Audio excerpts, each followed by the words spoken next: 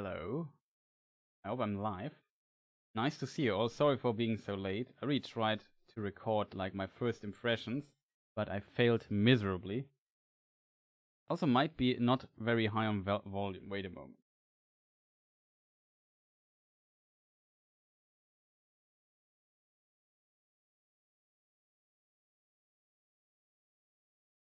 Okay, now it should be better. All of us wanted this show to be good. That is true. So, yeah, welcome everyone to the stream. Nice to see you here. I hope you had a fantastic day, and I know I'm very late.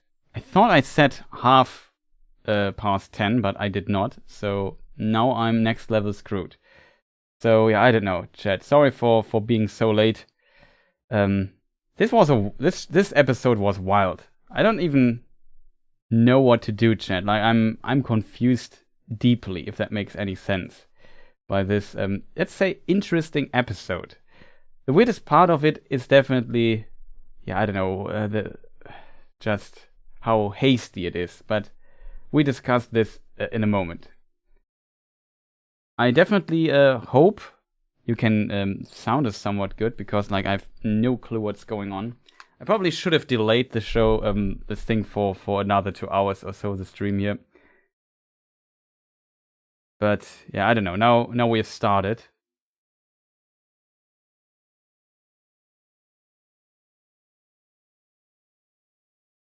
Those were Chris minutes. Well, it's just, I don't know. I really would like to produce like a very short first impressions video, and I hoped I would be able to get this going right now. And I recorded something. It's only 12 minutes or so, but I'm not sure if it's good. But how did people like the show? Now that I've found out that you can do polls here, maybe we should use this amazing feature. Let me just double check if that the sound is good here.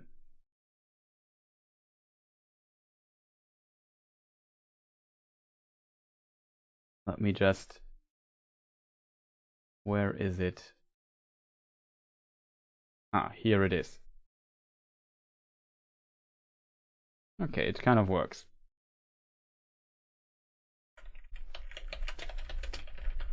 Did you like the episode? Question mark. Oh, let's make it different like last time. How would you... I only have 4 voting options at most, so you can only do out of 4 basically, not out of 10. I don't have 10 voting options. How would you rate episode 4? Maybe let's do a little poll here. So I guess I could also do 1 out of 3. Is it better 1 out of 3 or out of 4, chat?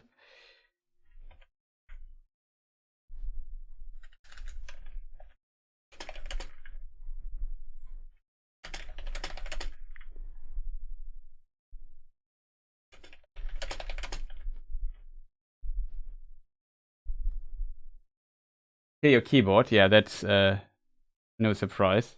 Currently typing the options here.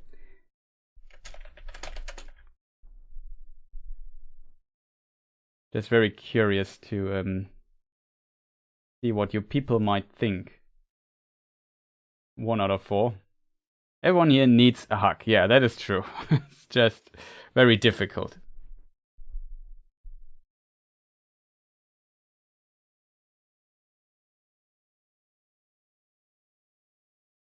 Missed the start? No, we just started. I missed the start as well, basically, but I was just confusing. Anything?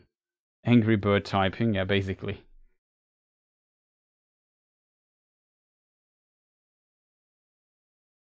Yeah, but okay, we just go with out of 4. You can tell me later. Or maybe I just wait a moment. I know there's a lot of delay in these streams, so it's always difficult to tell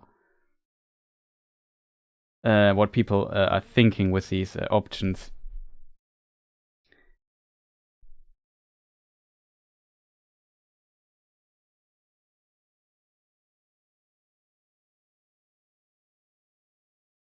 I think we maybe need a small therapy session after this episode, in a way.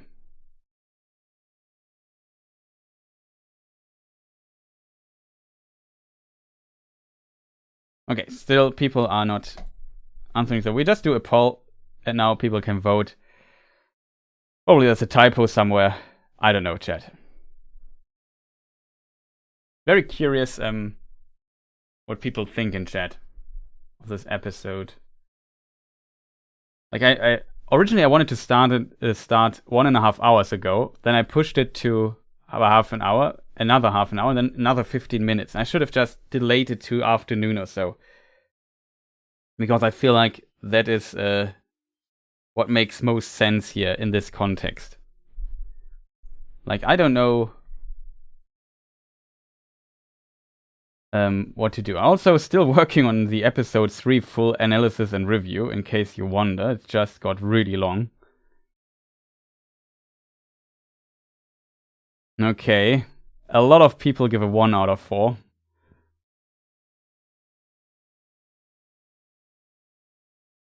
That's interesting to see. So 50% of the people go with 1.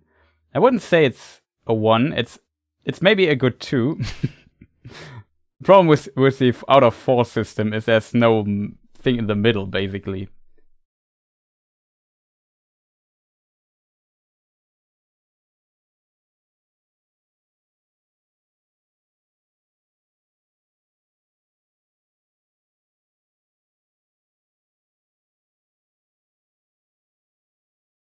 Very interesting to see. I feel stupid for recommending this show to people. Okay, so some people here really hated this episode. I also heard some people who really liked the episode so far. Is there anybody in chat who is not too familiar with the lore and the books? Very curious to hear opinions who... I mean, the problem with this episode was definitely not the lore. Like, maybe also, but I think, yeah, it's just a weird episode. Yeah, I'm with Skyer. I think this episode was strange. The whole thing in Numenor seemed so convenient and rushed. The symbol of the Palantir and the trees losing the leaves was so obvious and lacked complexity.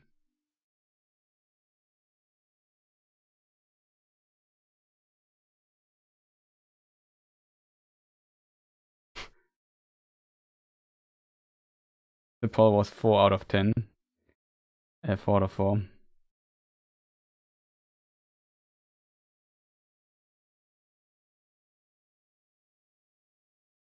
But there are some people who actually also liked it. Like 17% liked this.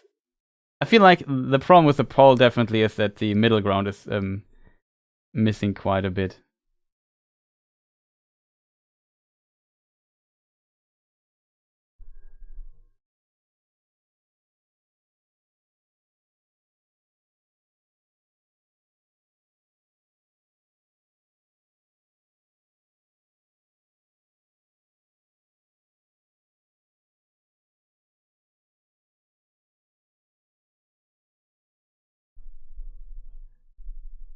Hey man, how was it? I'm listening to reviews instead of watching the show. Far more entertaining.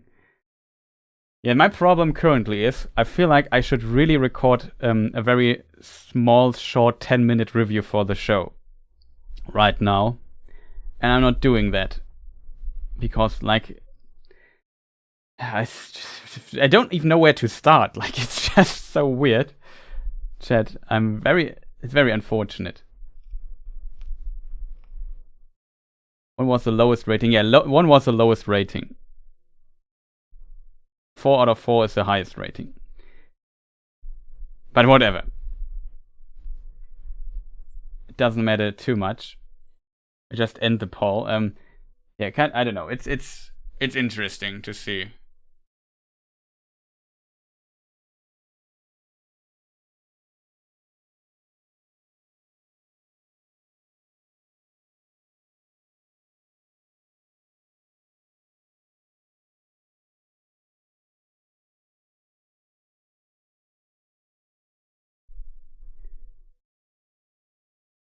I kind of want to go and watch it again. The Amazing Bad Boy, how did you like the episode?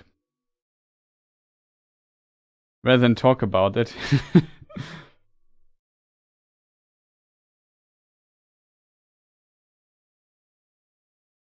Well, I tried to explain my thoughts really quick on the show. On what we have seen so far. Like I said, I don't even know where to start. Like I feel, if that makes sense, vastly unprepared for the stream, like more than ever before.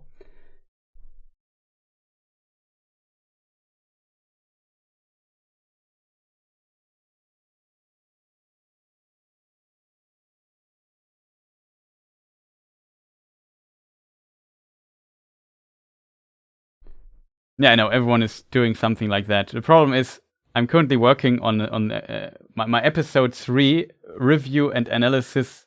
I don't know, it's over an hour long. That's unfortunate because it takes forever to produce, and I really put in a lot of time to get it done yesterday, but no chance. Had to refresh. Didn't realize it started. Yeah, it started. I was late. I'm sorry. Chat, maybe I make another poll. Like, I'm really confused by this episode, I have to admit. Maybe we make a couple of polls. How about that, chat? Like, we need to maybe sort out a lot of things here before I can say anything. Like, I'm just confused in a way. I kind of think the episode, like, what did I think of it? I was not as negative as some people here. I thought it had some strong moments, a lot of weak moments, but also the hope that next episode things will get better. And in this combination, I thought it was decent, because I also knew episode 4 has a lot of things to do. Like, this episode must accomplish a lot. And I would definitely ask chat how you liked the Durin and Elrond section, because for me that was definitely another highlight again, or the highlight again of this episode.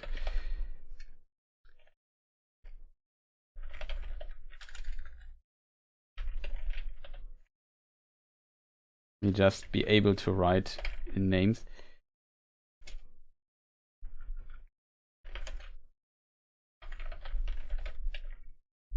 Now that I've found out that you can make polls in this here, I'm very curious. Maybe I should have made more options. So I'm very curious about what chat is thinking currently.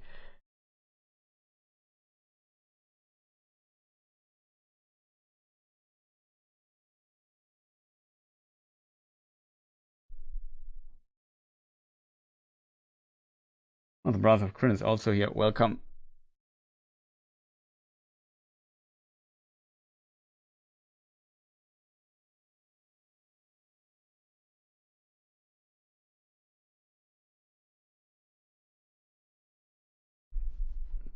I don't think a faithfulness to Tolkien would have saved this episode or the previous episodes. I think the lore problems are the least problems the show has, in my opinion. Like, the show has a lot of other problems. Okay. That kind of is what I expected, to be honest. Map Boy has a new toy. Can we stop that, Map Boy, please? I think it's, I don't know. A very stupid name for me.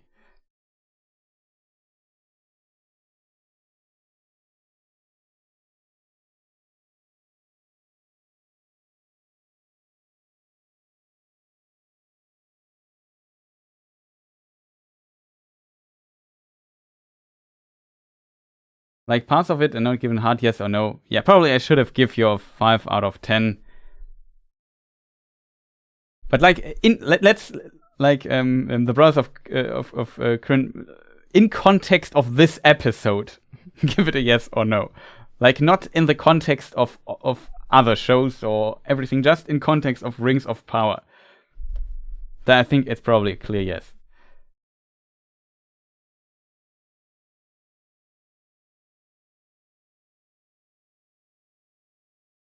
Compass Man. Yeah, I like that. I like more. Compass Man. How about Chris? Maybe start at the beginning. I'm really baffled by everything so far.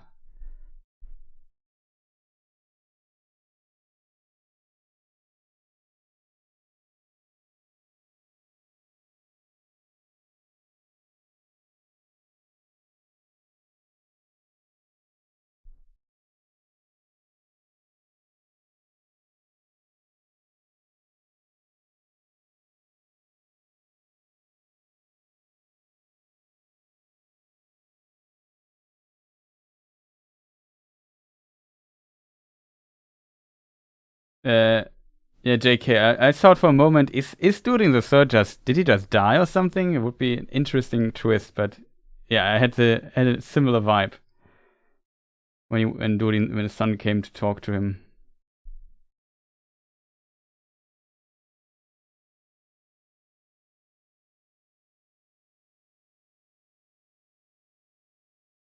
Okay, we have the poll. Most people liked it. Okay, that is interesting.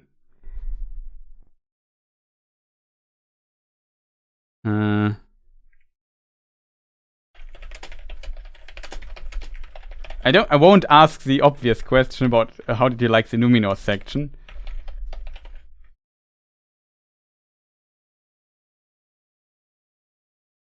Okay, maybe I make the extra effort now. How?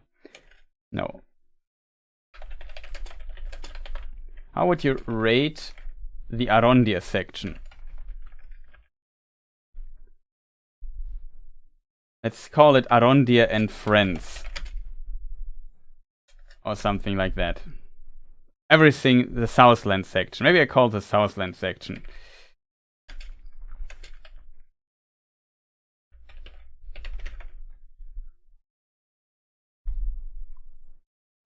One out of 3. Now we go out of 3 because then we have 1 in the middle.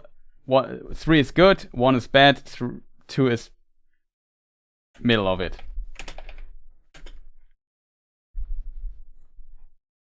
I just need to get the poll done.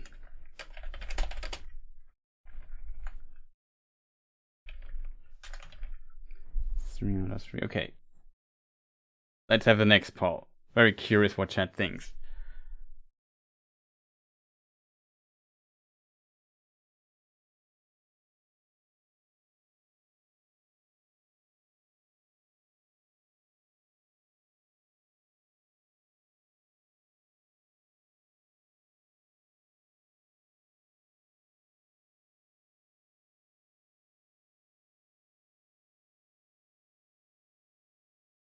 Wrong account.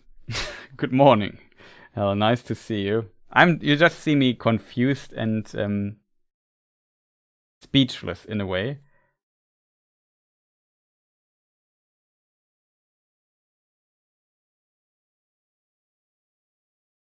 I have to say about Adad, I have the least questions, kind of. Also, Epic Kingdom is here. Welcome. Nice to see you. I think also a content creator. Okay, I would say it's relatively positive for the Southland section as well.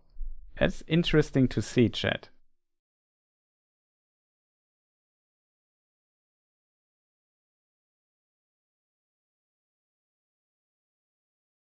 Yeah, the orc chase was really strange. Like, the orcs definitely had stormtrooper training with their bows, it felt.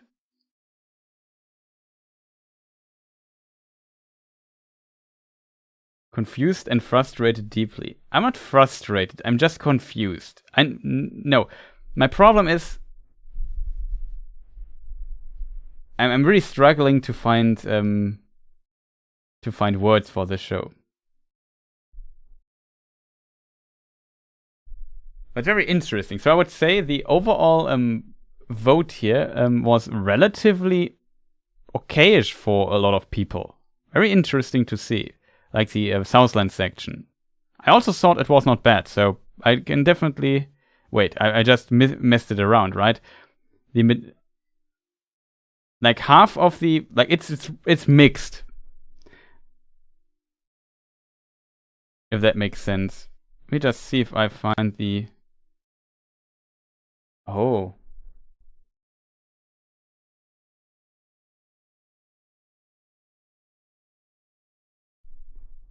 So basically, half say it's terrible, and the other half, and most say it's okay, it's in the middle. And I think the least people say it's 3 out of 3. It's good, but still, it's pretty. It's less like it will be different for the Numenor section. I'm pretty sure. So okay, let's do the same fun thing for the Numenor. How would you like? Just new tool here, because it's kind of polls are kind of fun. I feel. How would you rate the Numenor section now?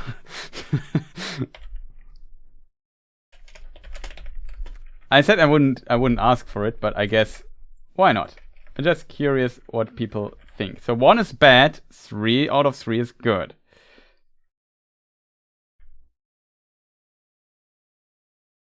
Very curious.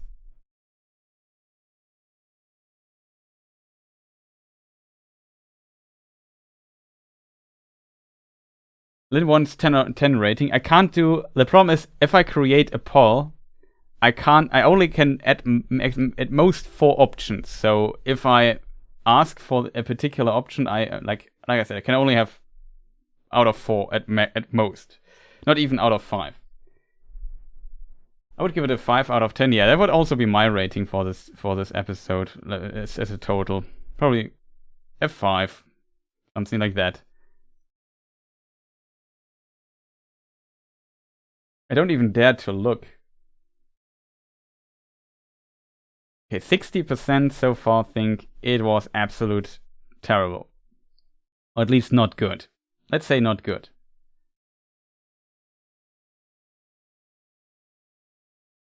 I was disappointed in Taro Palantir plot. I can see that.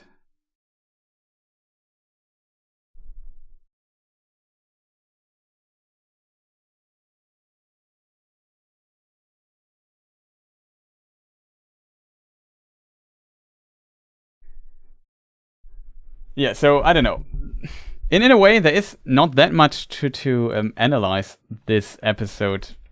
I know it sounds weird, but the problem of this episode is, in my opinion, pretty clear.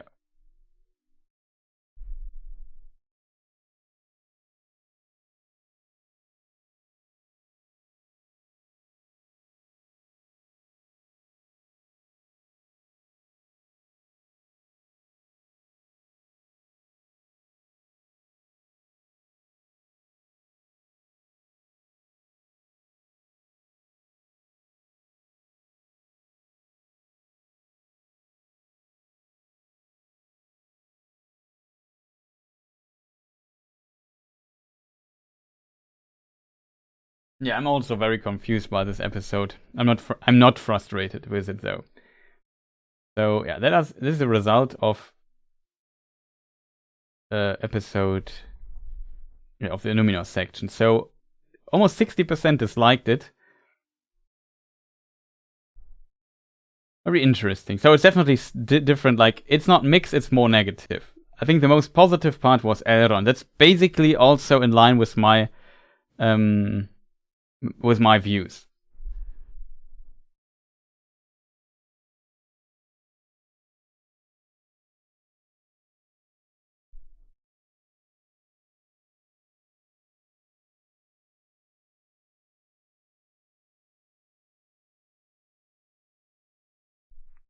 So yeah, basically, yeah, I don't know. What I basically just recorded previously, I tried to make a review, and I think the biggest problem of this episode is basically time, because they have none of that.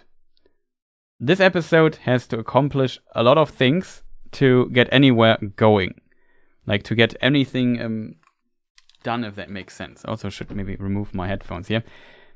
The problem is, like, it was pretty much clear seeing this episode. Like, when we look into this, we start with this baby scene here, and then we see the end of Numenor, like, in a moment.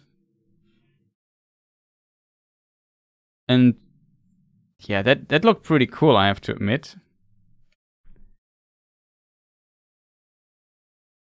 Let me just see.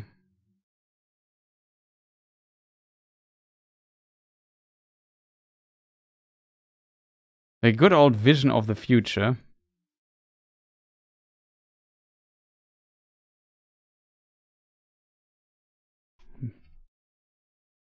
Like, yeah, pretty nice stuff here. Found it interesting, but yeah, the problem with the show is, I really need to find a way to phrase this. Like, they wasted so much time in episode 1 and 2 with bringing Galadriel to Numenor that they now finally ran out of time completely. Like, they have absolutely no time in this episode to make anything work to a degree, for everything to make any sense here.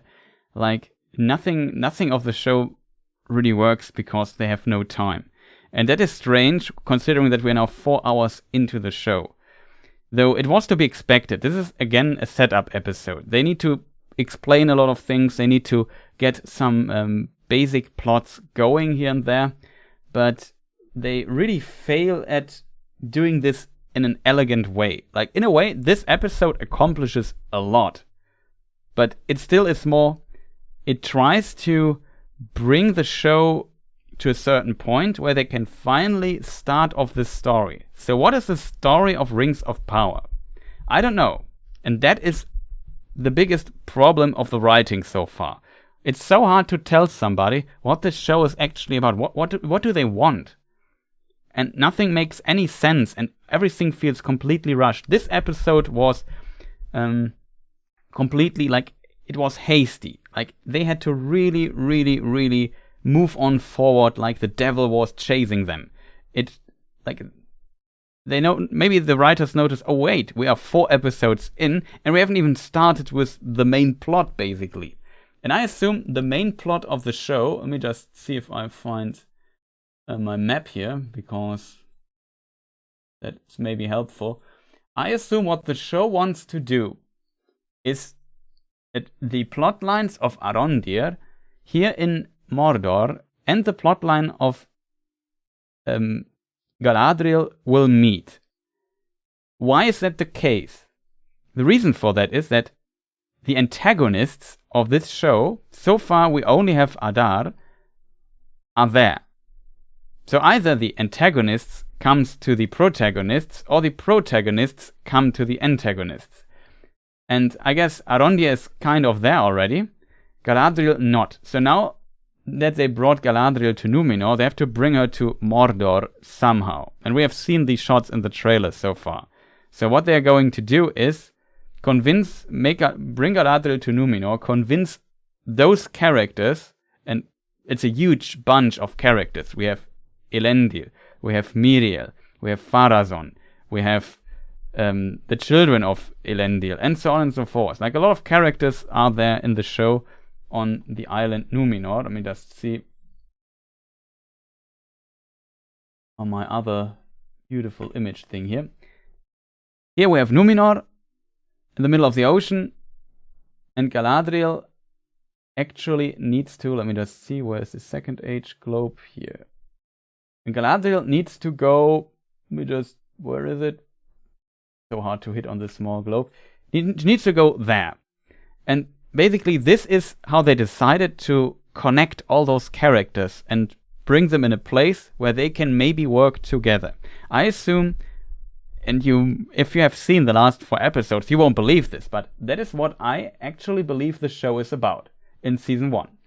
It's about bringing the characters somewhat here, and then they fight the orcs, Adar, and maybe Sauron appears or something. And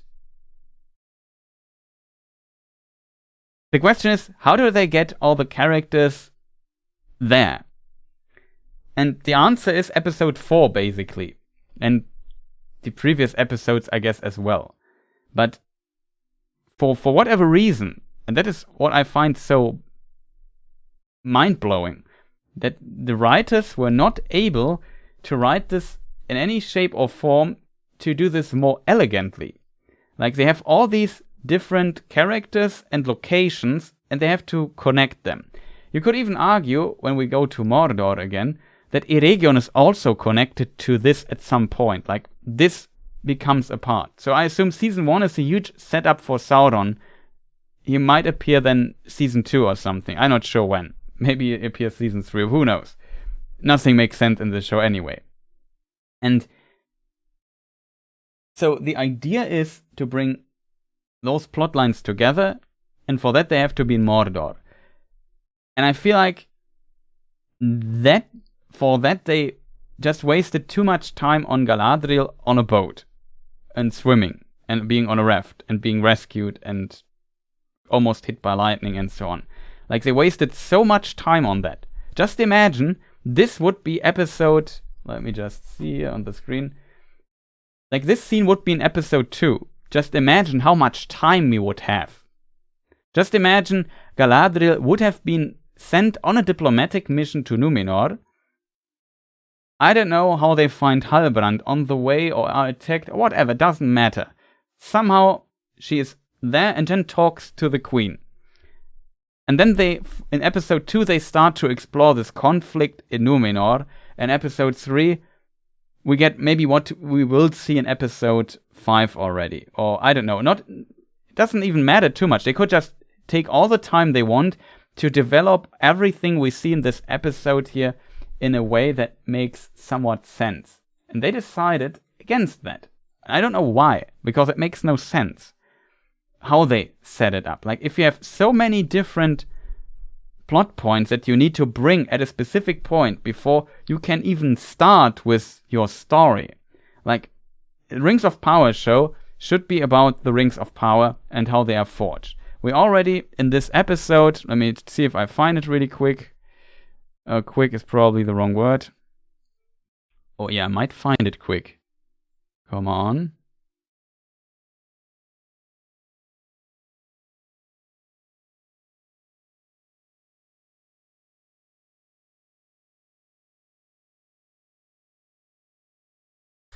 Oh, that's why my screen looks so weird. I'm always zoomed into the max. That's what I didn't notice. Kind of funny. This thing here is part of it. They built this gigantic forge in Eregion, which they can't call the place Ostinithil due to right issues, I assume. And there, I assume, later the Rings of Power will be forged. And that is what the show is about. And for the forging of the Rings of Power, you need to set up Sauron.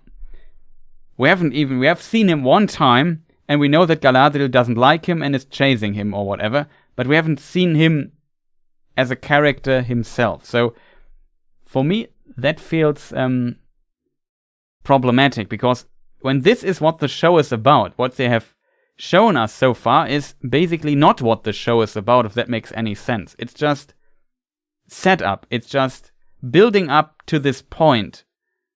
But it's like, if you have 8 hours time to do this, then you would think that they maybe either go more elegantly to this point, or they go to this point, I don't know, slower. It's just Civilization 3 PC game. No, it's just mind-boggling how they try to bring all of these plots together. It's just, I don't even know how to express this. Like, what is this show about? Like, is it about the Rings of Power? Is it about Sauron being set up? I imagine this here might be a huge part in the next season or whatever, but chat, maybe we make another poll.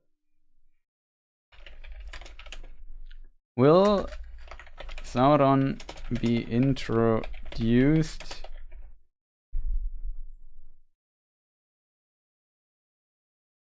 and I mean with that as a character in season 1?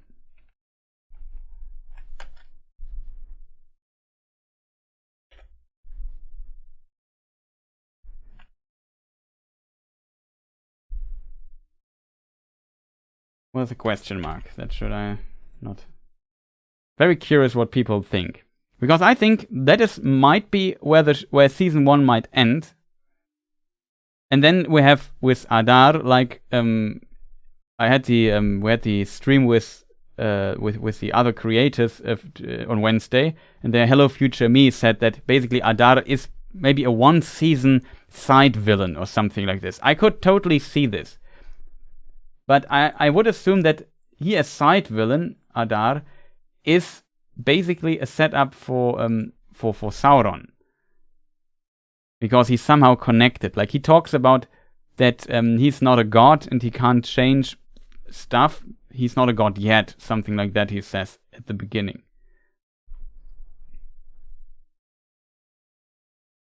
Okay, chat is pretty indecisive a bit. Very close, almost 50-50. It's very interesting to see.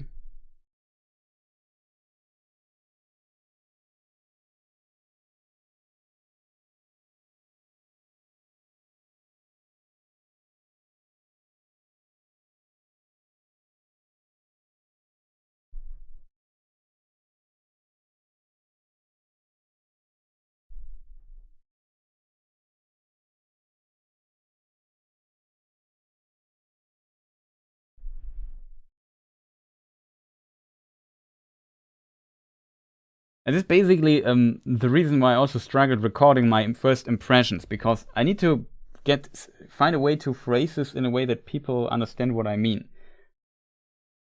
Like, in a way, oh, it's 50-50. Stop trolling, chat.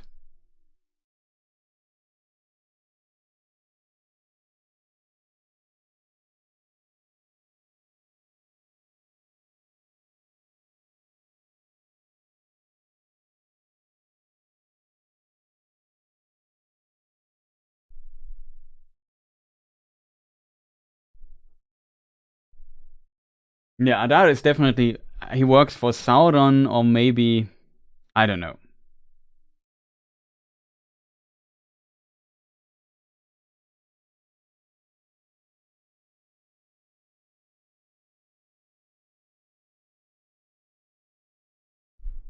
Okay, we just, end the poll. We can just do another poll in a moment. Very interesting to see, though, what people think. It's a very close one, so, like, it's 50-50 roundabout. Like, people are very indecisive if he appears season 1. I could imagine, like, a hint at Sauron being there is maybe what season 1 might end. Could imagine that. It might have to do with Adar in some way. I'm not sure if Adar will survive the first season. Possible.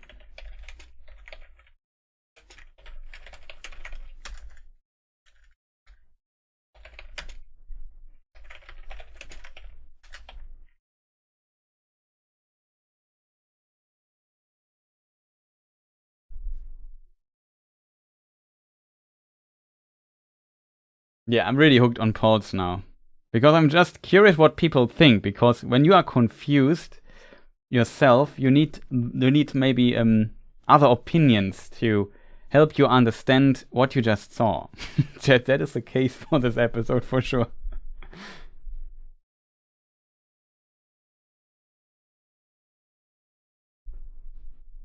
Maybe chat is also trolling a bit, but I'm not sure.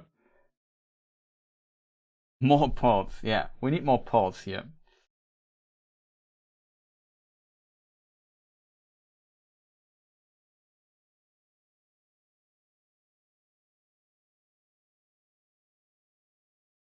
Because I'm just very curious what people think. Because for me, it's just it was a very confusing episode.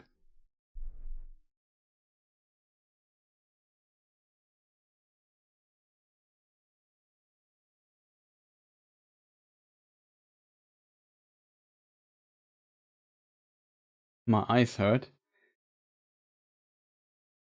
Why are your eyes hurting?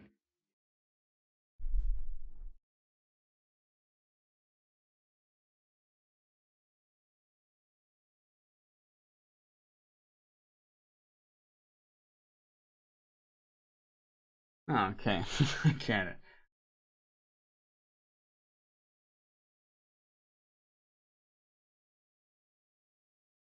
Wow. Now from Map Boy to Pol Boy.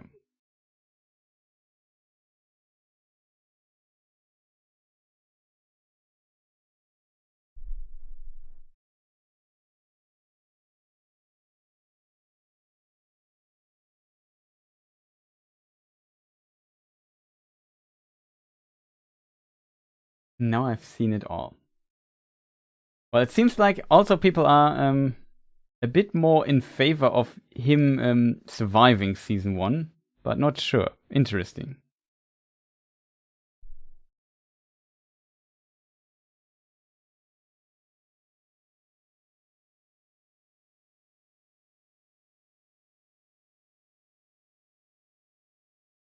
Okay, let's just close the poll. Interesting.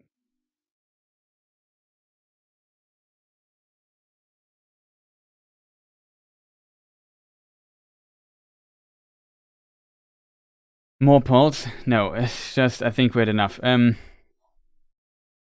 Though I maybe have a final one because I'm definitely not sure what to think of that.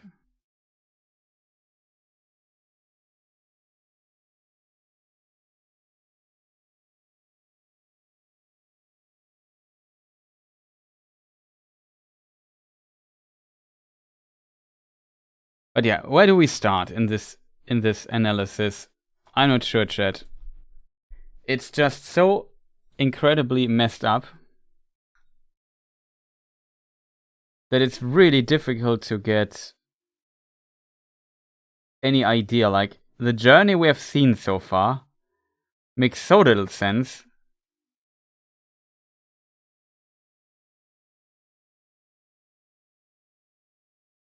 Like, just imagine we started here.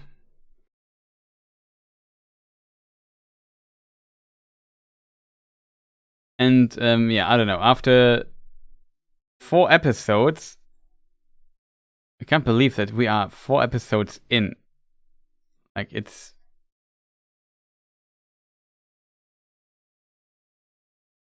absolutely crazy.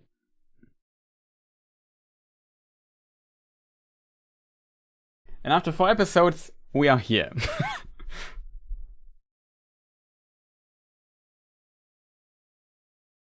Yeah, Adar is Sindarin. It means father. It's one of the few words established in the show that are not Quenya but Sindarin. I mean, Eregion is also Sindarin. Sindarin is the standard elven language of Middle Earth, even in the Second Age.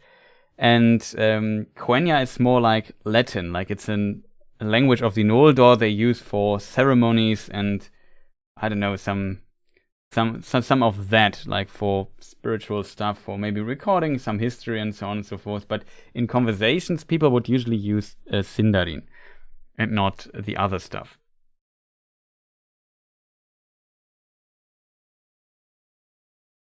No, Adar is definitely Atar. You mean with a T? It could be that the Quenya form is Atar. Yeah, that might be right.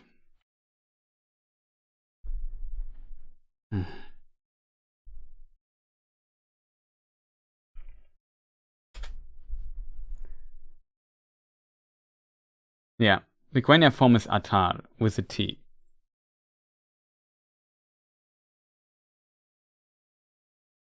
A golden cage for Galadriel, subtle.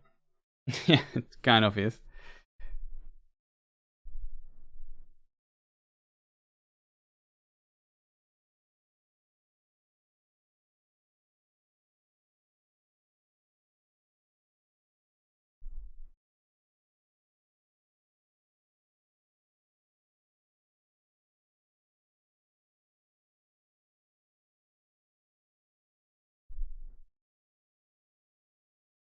Sauron is the writer of the show?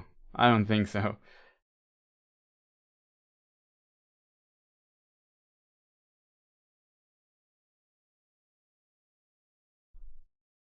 But yeah, it's I still have no idea how to start, chat. Like, literally, this episode is just too confusing.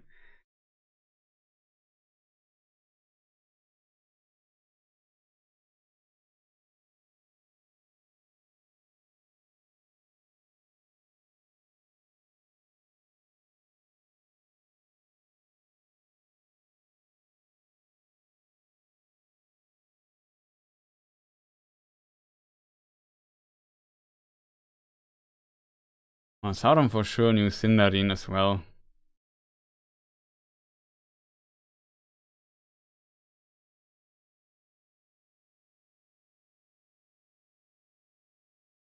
Can we get a rating to start with?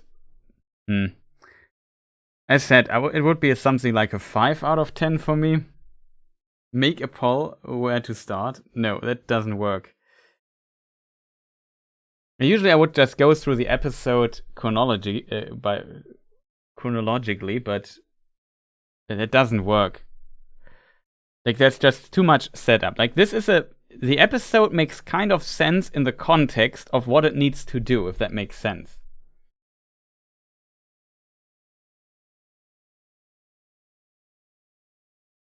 Oh, you can come on the show. I don't know. The problem is, Helen, I'm thinking about ending the stream, making my sorting my thoughts out, doing a first impressions video or something like this, and then come back online this afternoon or something when I had some time to think about that, because currently I'm too confused by too many things. That is currently my thought, because I feel like I'm so confused by this complete episode. Like, I kind of know what this episode, why it is like that. Paul, everyone's favorite part. I'm getting confused.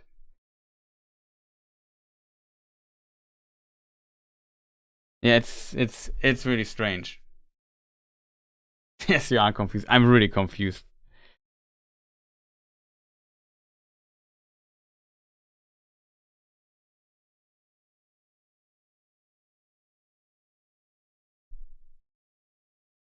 Let's regroup. Yeah, basically we regroup. Get a nap. Yeah, I need probably to get a nap. No. I just really need to sort my thing. Like, the problem is, maybe we can use, I don't know, Photoshop or something. Let me just try something really quick. Oh, we use Paint. It would be funny.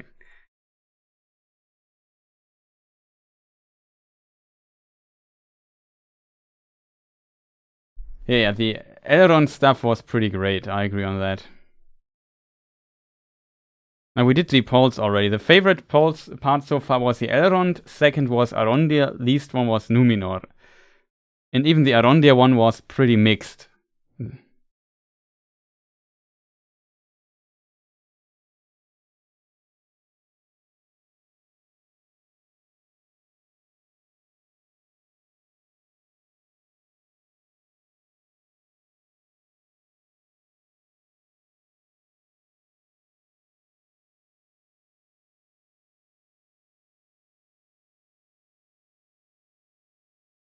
Why did you just click on?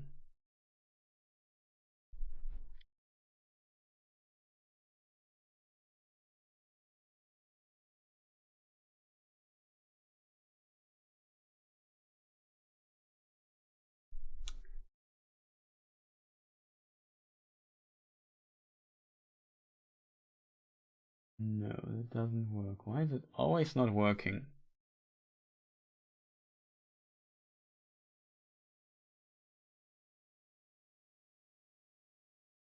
Let me just check something really quick. Screen mode, full with menu bar, something like that. So if we maybe try to very ugly, oh, need the brush tool, a bit smaller. What is it? Opacity, we need maximum. Okay, we can now draw stuff here on this white thing here. So basically, the problem of the show is we have like episode 1, 2, 3.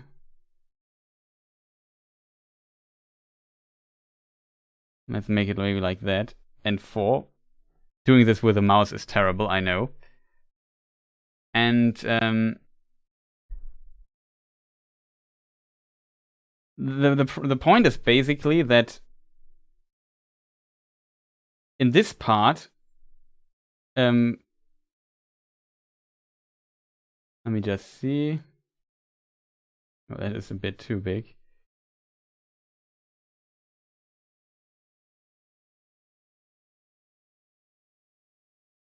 Wasted time.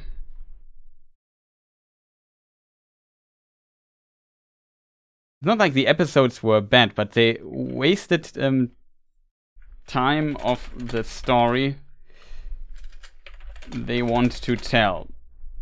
Oh boy, this is just set up terribly. Of course, I did the TH not on purpose 2 times. Like, it's really strange. In these 2 episodes, they are not bad in of themselves. Like, I like the first 2 episodes, and I thought they were quite decent. Like 6 out of 10, 7 out of 10 material. But they wasted so much time for the actual story they want to tell. What is going on? Oh, I'm the wrong thing here. They wasted so much time with this here now. And then, especially for Galadriel, they needed episode 3 to basically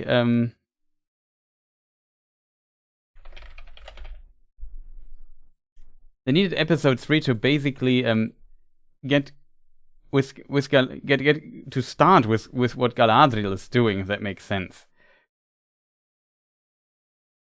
And the problem now is that in episode 4, they reach the point where they need to develop everything they did before to get to the point in episode 5 to 8 to tell the actual story of, I don't know. Let me just find this here.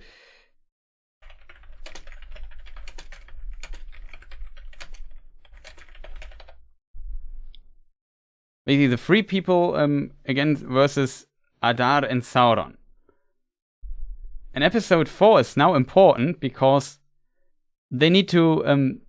They're forced to basically bring all of this nonsense here that they did in the previous episodes.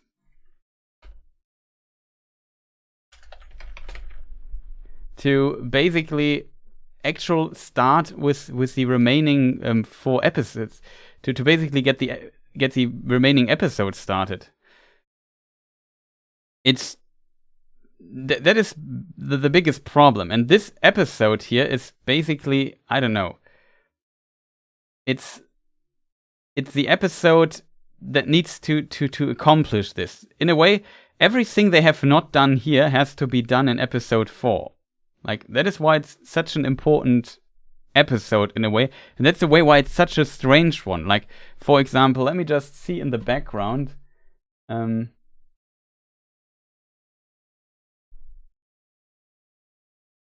Oh, that was wrong. Let me just see if I find the Galadriel scene, which I found fascinating.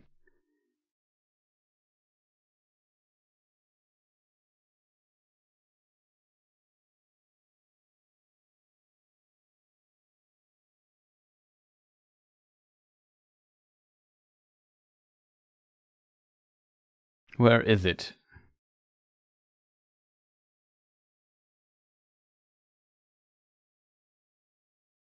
Oh, it's so hard to find. I don't know the episodes well enough just yet.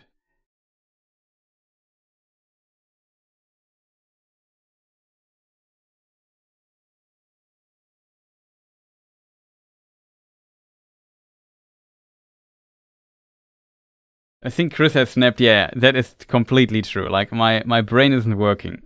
I'm just confused. The problem is, I know why episode 4 is like this, because episode 4 needs to be like a 3-hour episode, but they only have 1 hour, and that is why they don't have time for anything.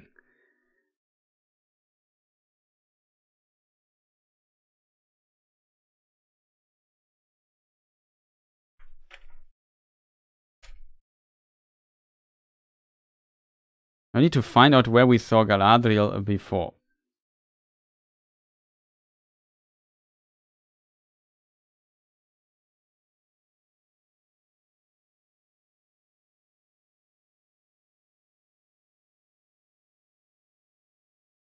Not sure if I will hit these precise spots here well enough, but maybe.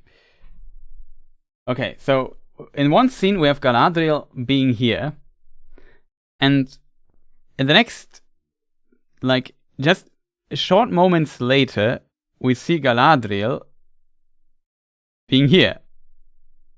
Can you see? Can we spot her?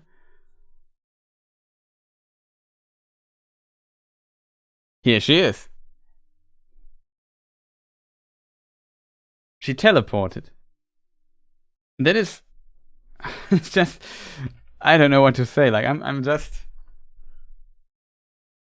yeah, they're doing 5 seasons and they want to do 50. They want to do 50 hours, I think, right? So first season is 8 hours, and then the next season has more hours than the first season, and I think the last season will be 12 or so. I forgot how they calculated that.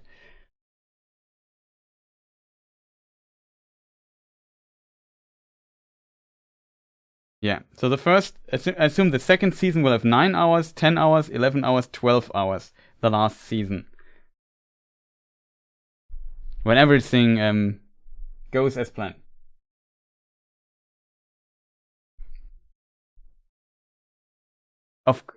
She moved there off screen is basically my point. Like, she didn't teleport there, but what I mean with teleport is they didn't bother to show how she got here. She is just there because it's written in the script. She's not there because it makes any sense that she is there. She is there because the script needs her to be there. That is, in my opinion, like the biggest problem of this. Like, we have her in the prison cell, now she covers the guards. Cut. We have, like, in between, I don't know what happens in between these scenes. I think we see Isildur and Eärien talk, and then a few scenes later, we see her here climbing up this tower, entering this, and then a moment later, she has to confront Tar Palantir and Miriel. But it makes no sense. You know what I mean? She is just there because they need her to be there. Galadriel needs to talk to these two people. And this is just... oof.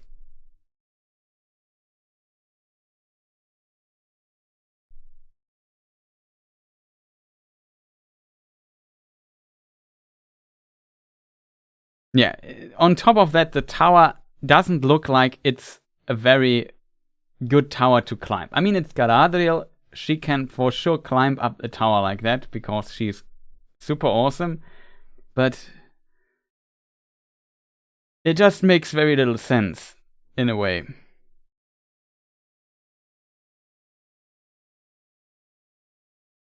Like, it's... This whole plot is just so terrible. It's just... I have no words for that. Maybe she's Santa Claus. Yeah, that's a possibility.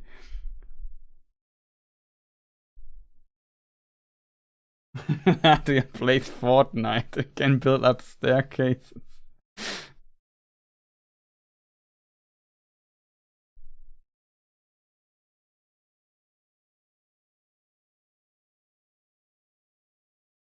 You know, Speak Up has a question about Durin and so on. Why is he not helping? What is Durin supposed to in Eregion? I don't know. I guess the dwarves... His purpose is to be... We will find out what he does in Lindon next episode. Like, it's... I don't know why he exactly sends him there. We will find that out soon. I am not too worried about that, because the Durin and Elrond and Disa and Celebrimbor part isn't the problem of the show. The problem is this here. That is the problem of the show. Like,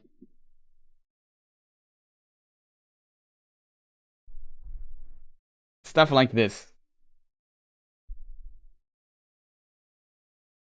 Chit Chat is better than the show so far. I wouldn't go that far. Like, I kind of like this show, but it makes it sometimes so hard to like it. Or it just, I don't know.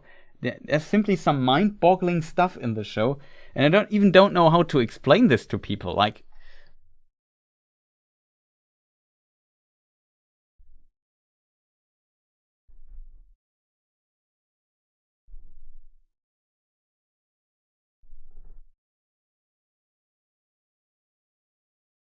Like basically the decisions made in this nonsense section here led, or maybe I should correct this a little bit. Because I don't think everyone is nonsense, everything is nonsense. I think it only is nonsense to 3. Even though I really liked episode 3. But this is basically the nonsense section. And this is the hopefully make sense section. And let's call it actual story. And they basically derailed their show so much with nonsense that in episode 4 they had to rush a lot.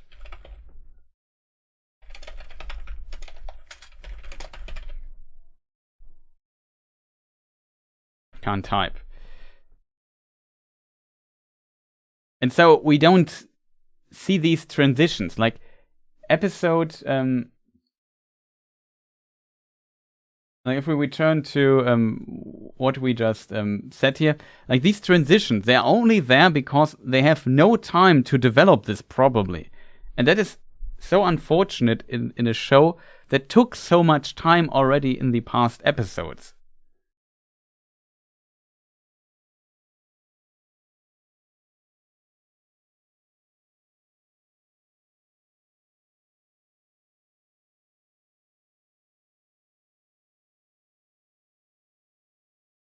This guy is a robot. No,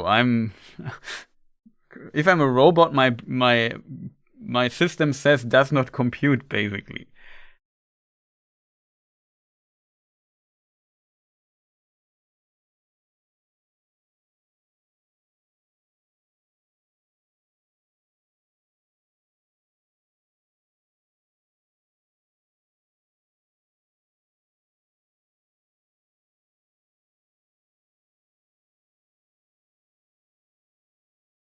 Did she swim for 20 years? No, she... Like I said, we had an episode where nothing happened, and then all this work was done off screen. And that is... Like, I don't know where to start. Like, the time is completely off in this complete thing. Like, you can't consider time. As soon as Galadriel went on this... Let me just see. Where is the final episode... the final... shot from episode, what is it called? 3? No, 2. It's episode 2. Remember this scene in episode 2?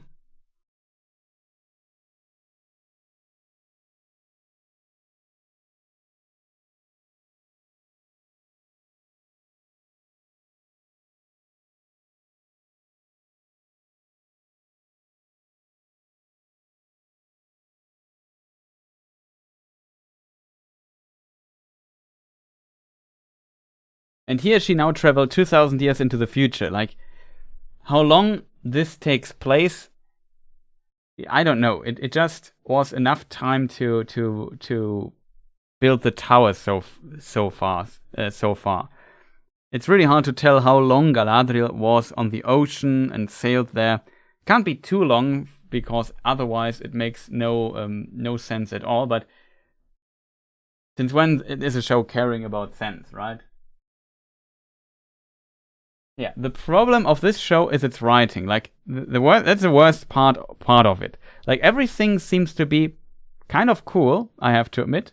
Like, look at this shot. Like, the actors, in my opinion, do an amazing job most of the time. The sets look really beautiful, in my opinion. Everything looks so cool in this show. The music is also quite decent. I think visuals are also pretty good, but just the writing is...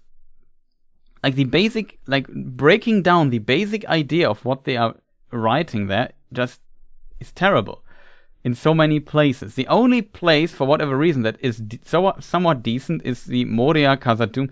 I would even argue all these sections are kind of decent. The only part is definitely the protagonist part with Galadriel. That is the biggest problem of the show. And maybe I have good news. Maybe Galadriel's story now actually starts next episode when she comes to Mordor finally. Or episode 6 when she comes to Mordor. Like, if we can even, like, we don't have that many episodes basically left. If that makes sense. Like, we have so we have 5, 6, 7, and 8. So the question is, what is happening in each episode?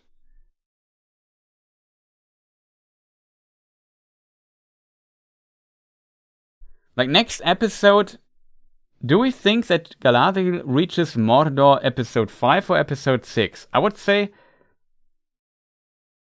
she's on her way.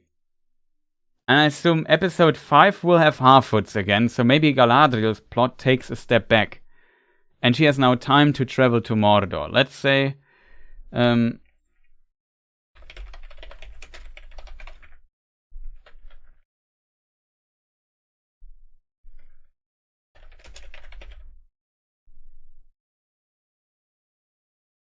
happens in episode...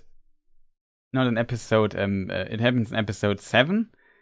In episode 6. Let's say... in episode 7... Fighting in Mordor, maybe?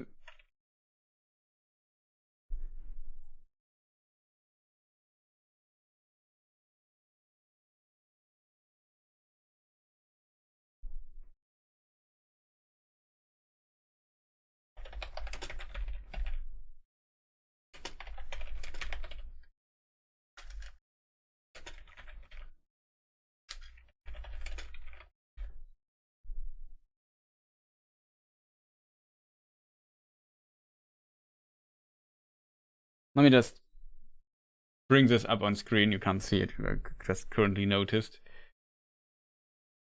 The question is, what is happening in episode 8? So in episode 6, Galadriel might arrive in Mordor, I assume. It could also be episode 5. Then everything is just moved down this path.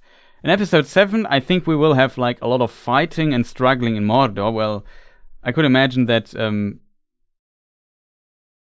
that they at least take a few episodes to get stuff going. Then we have maybe a final battle with Adar, and then a plot twist, and then the season ends, introducing season 2, like leading to season 2.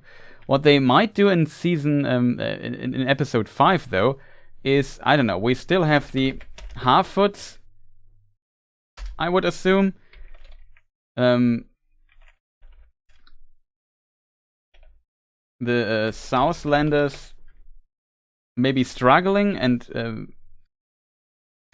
let's call it Southlanders and Orcs. And what else? Did I forget something? Question is, will we see more Khazad-dûm stuff?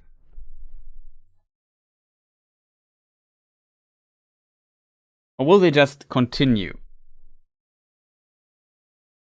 I did enjoy the lack of Harfoots in this episode. The Harfoots are also strange. How do you think the Harfoots will be connected to the rest of the episode?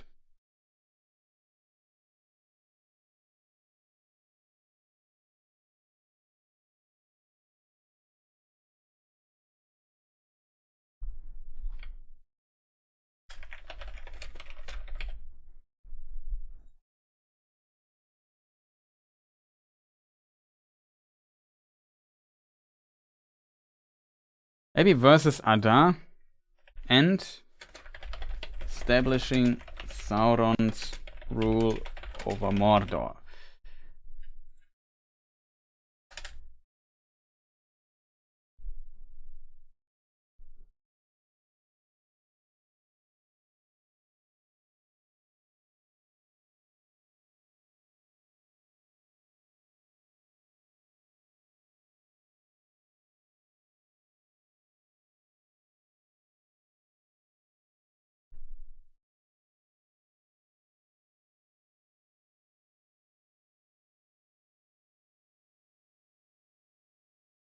They shouldn't be connected to anything. You're right, they kind of doesn't. But if they are not connected to the overall story in some way, then their existence would make no sense.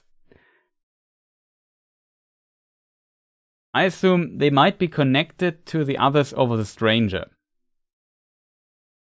What devilry is this? I just enjoy House of Dragons. I mean,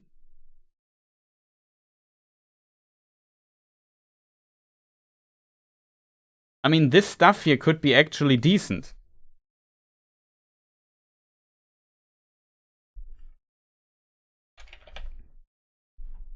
Decent question mark.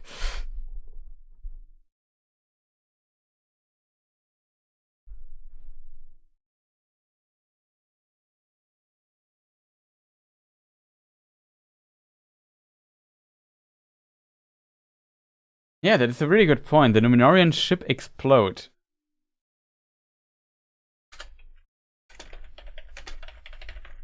Ship explode. Delay.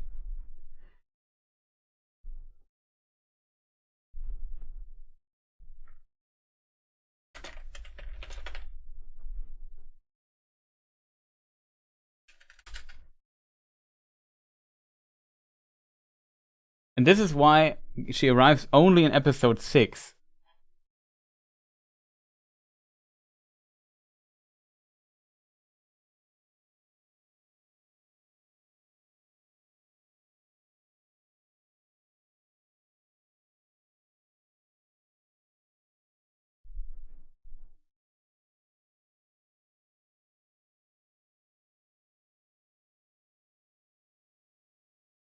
But yeah, that's basically the reason that I try to explain what's going on. Maybe Anatar is shown, yeah, definitely a possibility that we might see him.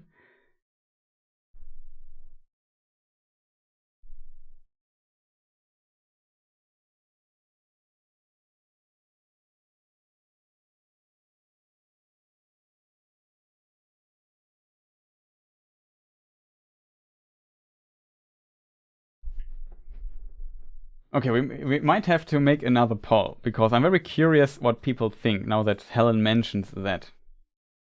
Let me just... I need to prepare it though really quick.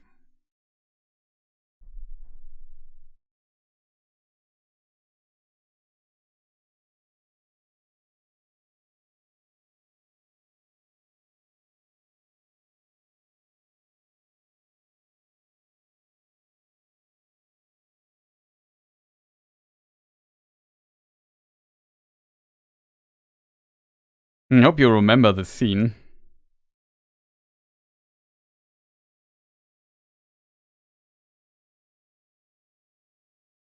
Do we have a shot where both of them can be seen? Probably not.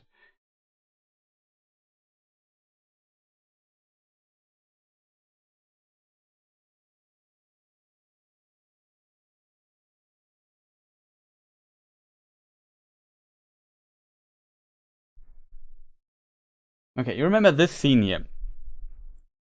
Could you imagine that? Do you like Galadriel from this point on a little bit more than you liked her before?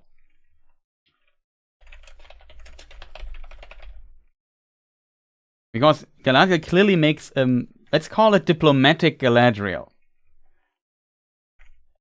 Or if I phrase it differently, even though it's already a loaded question, do you find diplomatic Galadriel less annoying?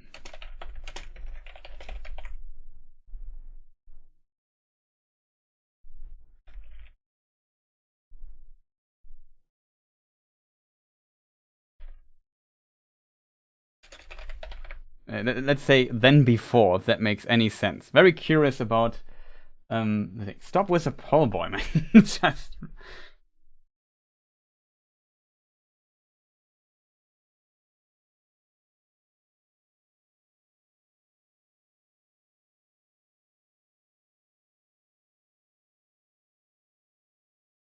Very curious what people might think.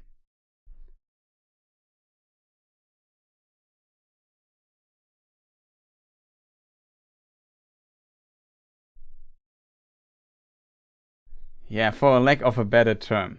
Lol 50-50. We have to wait. I might think that she might be less annoying than before. And that's a good thing for the show, in my opinion.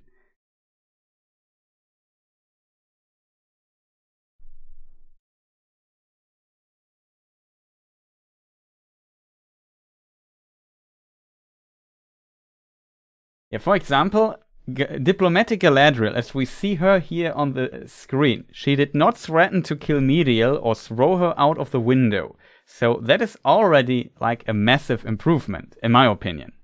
She even tries to convince her for her cause. She might try to manipulate her in a way, but I would say this Galadriel makes more sense than the previous Galadriel development step, if that makes any sense.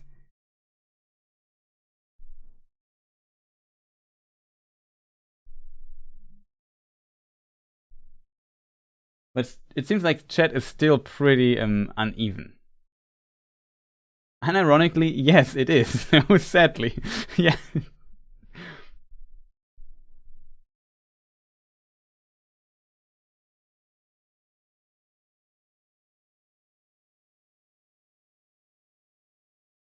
Yeah, that's exactly the point. Snoopy's in chat says that's exactly the point I want to make. Basically, the idea is it's a good starting point. I feel like this Galadriel we see here slightly might be a better starting point for episode 1 Galadriel than the episode 1 Galadriel we got, if that makes sense.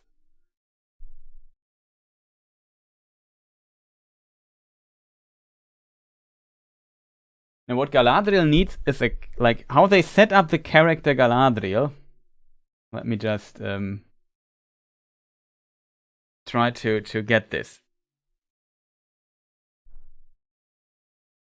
How can we improve on that? I have a very strange idea how to do this without creating a new scene. All I need to do is basically do this. It kind of worked. Fascinating. Now I can switch back to my other annoying stuff. That seems to make sense. Okay.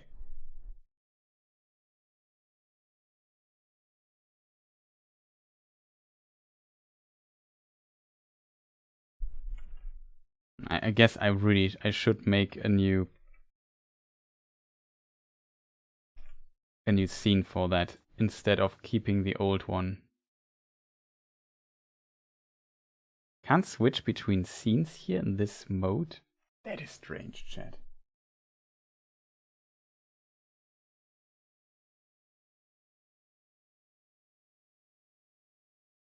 Question is also, how do I leave full screen mode here? Standard screen mode, okay.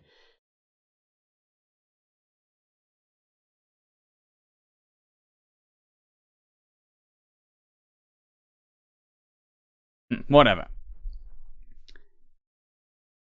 So, how to portray this?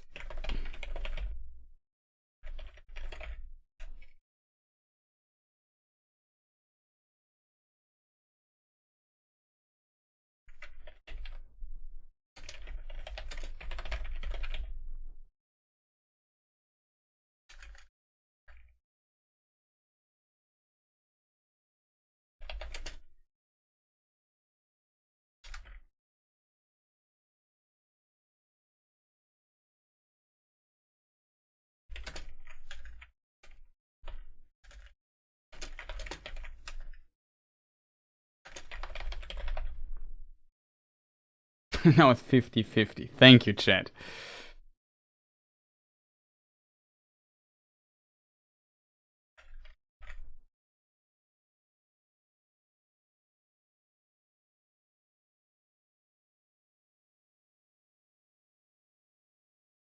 Okay, let's try this again. Like the problem with why doesn't it work? Oh, no, it works. The problem is we basically have a starting point here with Child Galadriel. And then maybe I should move it like make it like this. This makes more sense. Probably off, but it doesn't matter too much. So the problem is the following. Like, Child Galadriel basically becomes adult Child Galadriel. I think Child Galadriel was portrayed as, for example, very angry and very Yeah, she also wanted to... The other tried to bully her, but she just would attack them. She would fight against them. She would not give up or anything. She would always oppose the unjust, if that makes sense. And so at the beginning, we have very little development of Galadriel, if that makes any sense. Here at the very end, we have Lord of the Rings Galadriel. Maybe I should call her Lotter Galadriel. And she's very far away, on the other side of the screen. Barely visible. In the very far distance. The problem, I think, the show, what the show was doing is that this development from child Galadriel to adult Galadriel was not really there. They skipped this. And so, even her adult version, in my opinion, is very similar to a child version, if that makes sense. And now only with, let's call it Numenor, Galadriel.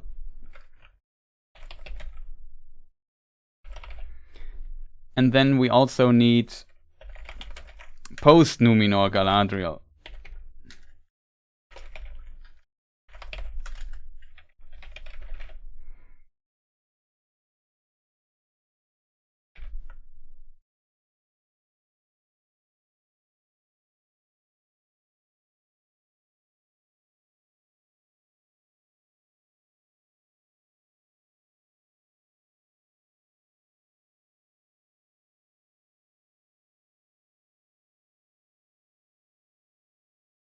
Let me just see if we can portray this somewhat. Same question mark. That makes any sense. Maybe I make it like this so it's better. Whatever. just design doesn't matter here. So then we have Numenor Galadriel, and here some characters help her out.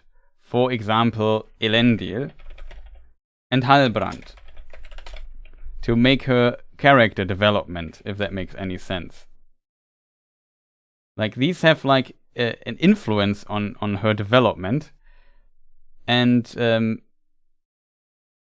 I don't know how to portray this here, but so they develop basically adult child Galadriel into Numenor Galadriel. And then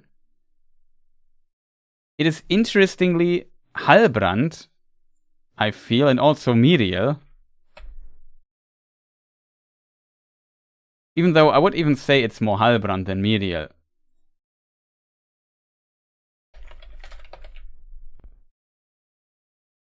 That helps transform Galadriel into... where's my layer here again? To help to bring Numenor Galadriel to post-Numenor Galadriel. And then I assume we might reach a next stage soon, which, let's call it Middle-earth Galadriel.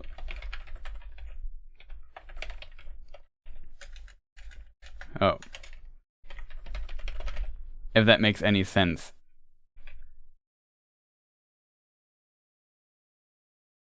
And then, let me just see how we do this.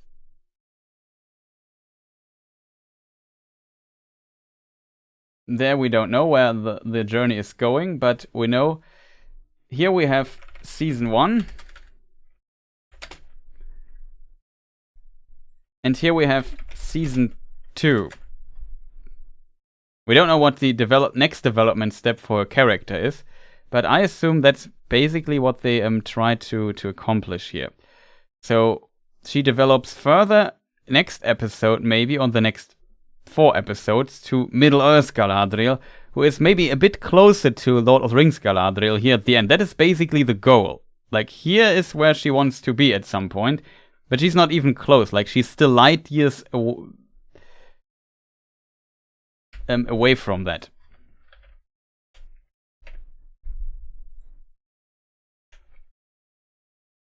Also, I'm very terrible at typing, as you probably noticed. Very curious how we get there. The problem is, I feel, if we now put episode numbers on top of that, maybe I should write the episode numbers with my thing here. So this is episode 1, episode 2. Or maybe make this here episode 2. This is episode Numenor Galadriel. Like, I would even say we still have Child Galadriel in episode 3. And only here in episode 4 we get this development step of Numenor Galadriel, and maybe in episode 6 or so we got post Numenor Galadriel. If that makes sense.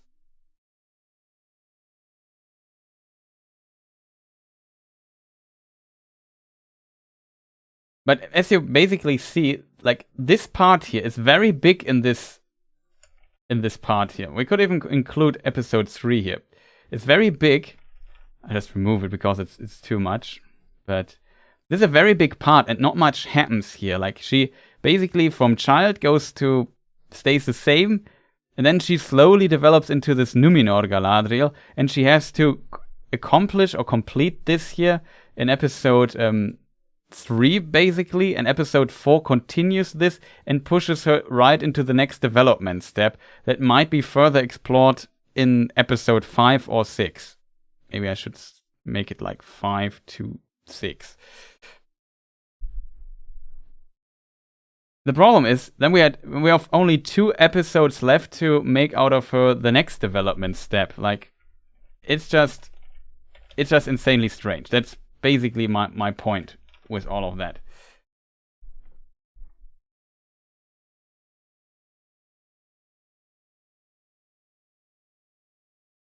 But I think here lies the core problem of the show with her character. Like, they wasted so much screen time on the first 2 episodes here. Do you even see my mouse here? I hope you do. Yeah, you do. Like, they wasted so much time on this part here that makes no sense. And the same basically is also her traveling route. Like, she goes from Middle Earth to Numenor, and it takes her too many episodes. Like, it's just so unfortunate. Like, episode 2 is completely wasted due to all the shipwrecking stuff. And that's so unfortunate. I feel like she has not enough time to get through this development. Like, this development, like, now we come back to what Snoopy said here a moment ago. And he basically said that post Numenor Galadriel, which is episode 4, 5 maybe, and Numenor Galadriel is episode 3, so basically that this is like a huge development already, but it just, in this episode she had no characters to interact with. She only had like an episode, she only had Halbrand here. I'm not even sure which episode it was. Was it episode 2 where she met Halbrand, or episode 1 already? And the problem with Halbrand is also not a really good character she can develop much from, because he's a scoundrel.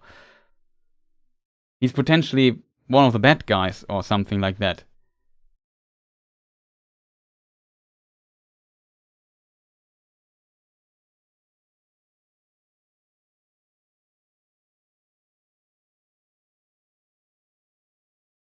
Yeah, there were 7 Palantiri in Numenor.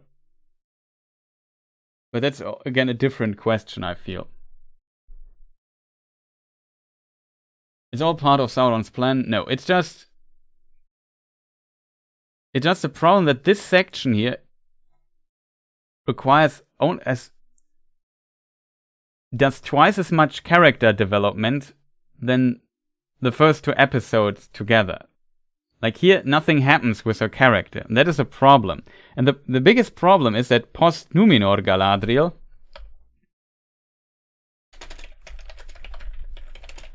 is a good starting point, as somebody as Snoopy pointed out.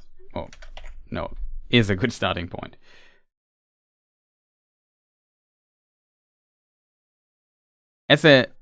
Or let's say it's a decent starting point. I wouldn't even say it's a good one. It's just a decent one. And the point I want to basically make is that this here is a bad starting point.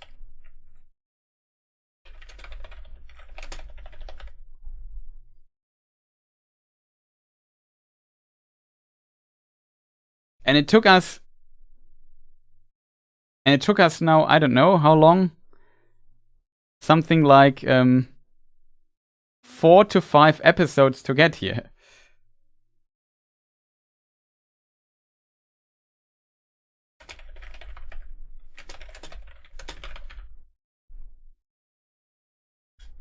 And that is too much. And that is why nobody really gets warm with the Galadriel arc, in my opinion.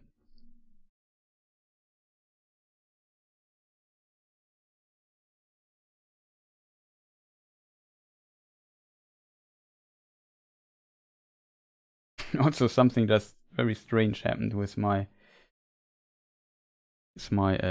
program here in the background.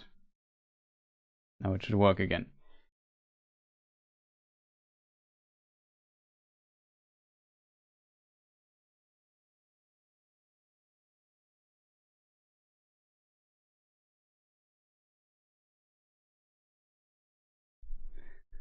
Yeah, the horse scene I'm also is very unfortunate, I think, for Galadriel. Like, they're not helping this character in any shape or form.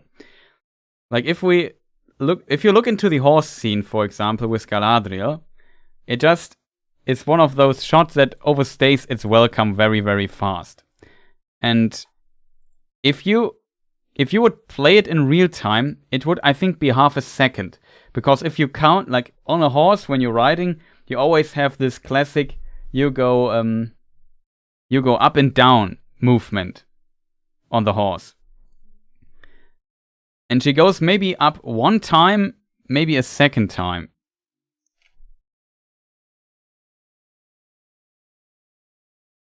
No, not even. She goes up and down, and then the scene is over. Like, if you look, I don't want to show the footage here on screen. You're good at saying things in civil manner. Yeah, the problem with this horse riding scene here is, if you watch this scene and count the movement, like in the slow-mo scene, she just goes up a moment and down. If we play this, if we would play this scene here, which I'm not sure if I can do this here.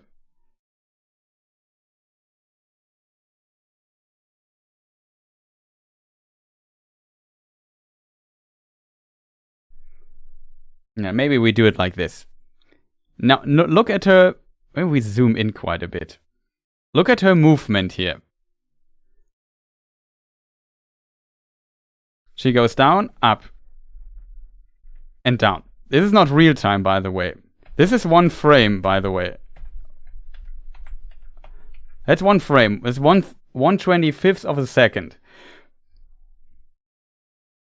We're talking literally about 5 frames here where she does a movement. Like, let's see. Now she's down. 1, 2, 3, 4, 5, 6, 7, 8, 9. Now she goes down. 10, 15. So that is around about 12 to 15 frames. That's half a second.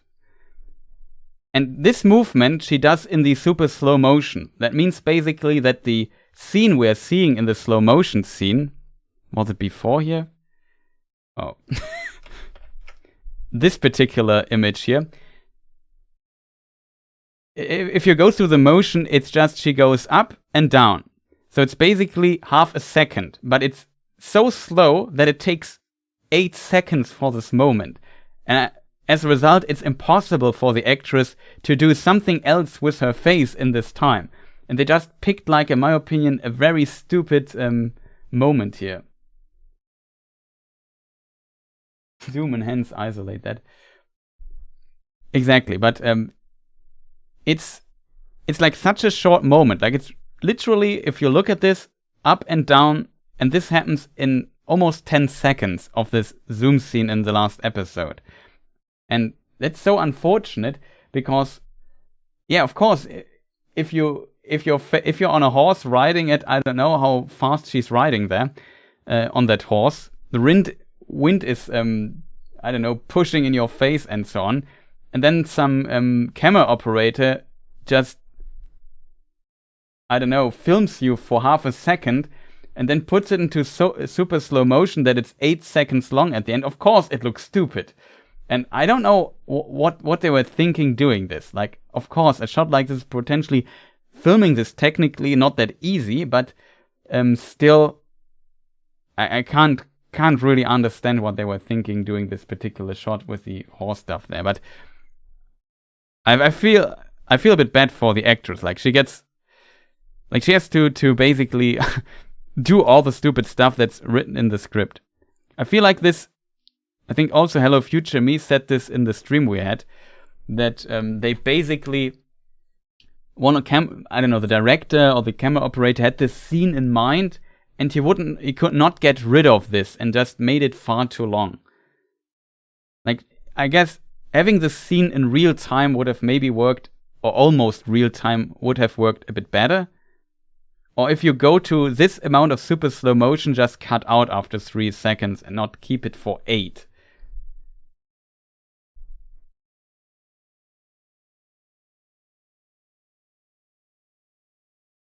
What does everyone think of episode 4? It is a strange episode. It's a really strange one. But it's kind of the fault of the previous episodes. That's basically, I have this very strange... That doesn't work. Let me just think. I don't know how to exit the modes.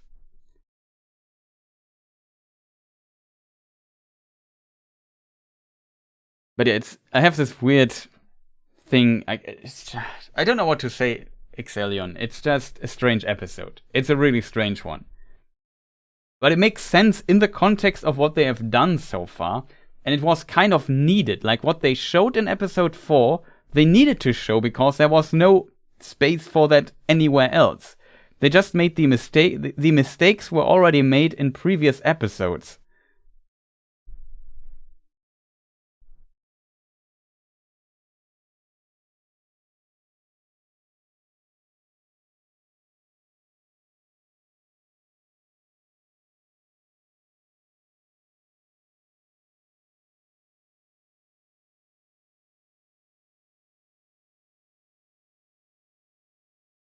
Yeah, what to make out of Adar, I also don't know. But we will probably learn more about him next episode or so.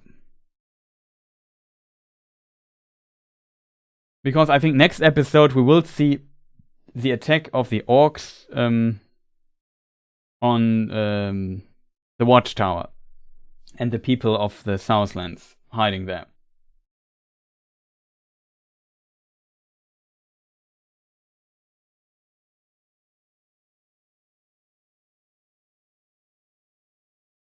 Yeah, the Adar title was really strange. But somebody said it's like a thing some shows do, like calling it something that's only revealed at the very end. And it wasn't really revealed. And also the episode was a lot about Elendil, for example. And Elendil is also the Adar of Isildur and Earien. And also, in a way, Halbrand could be the father of Theo. And it was also a bit about him. So there were multiple fathers the show covered in episode 3. But yeah, I think episode 3 was, in comparison, relatively solid to 4. And 4 just had so many weird problems. I don't mind the foreshadowing of what's happening with Numenor or potential future, because at this point it's so difficult to keep it like a secret that something might happen to Numenor in the future.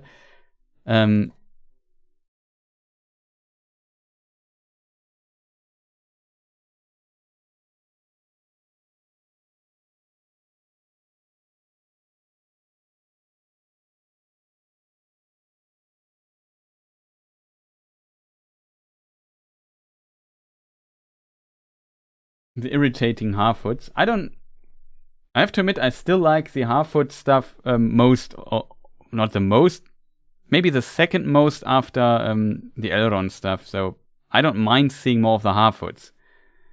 I'm kind of surprised that people discuss this potential dark tone so much of the Harfoots.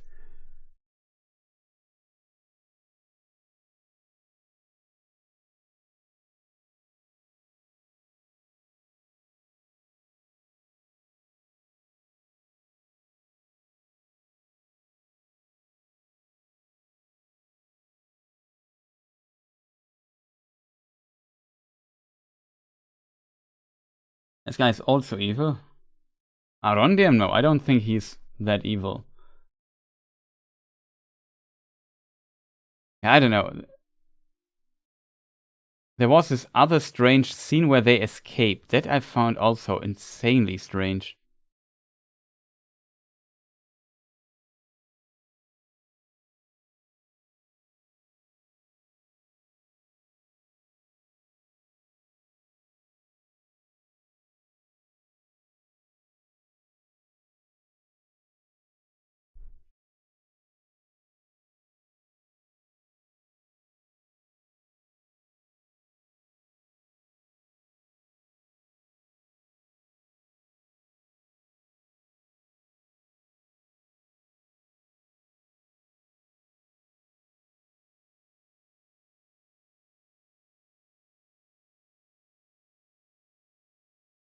Let me see, where is it here?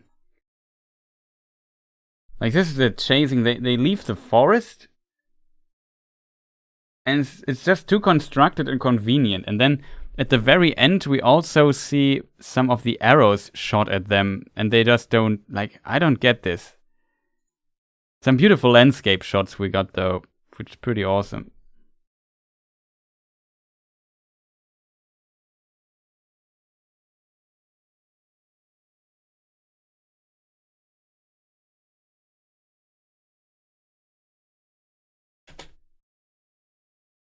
I don't see where the... Like, I wonder myself, why then did Arondir kill all the other archers?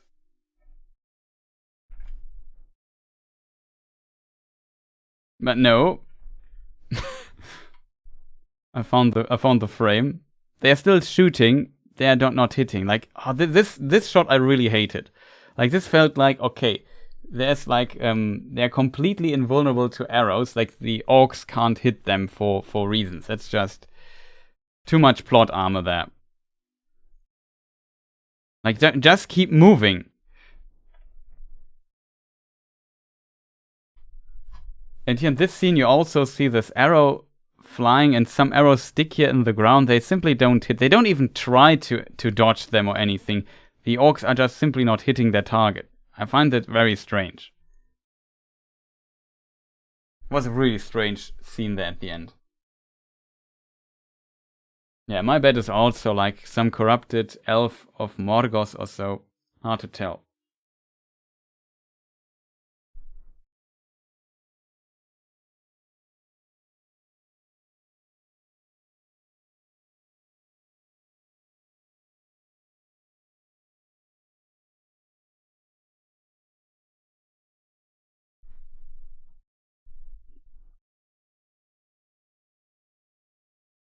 But yeah, it's...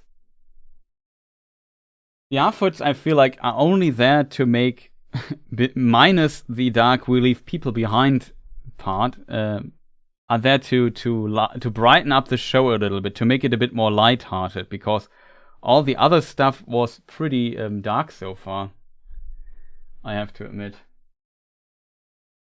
But of course, they are really tacked on, especially if they have, as we have established here on this fantastic illustration that I created here, which is, and it's completely awesome, as you probably can tell.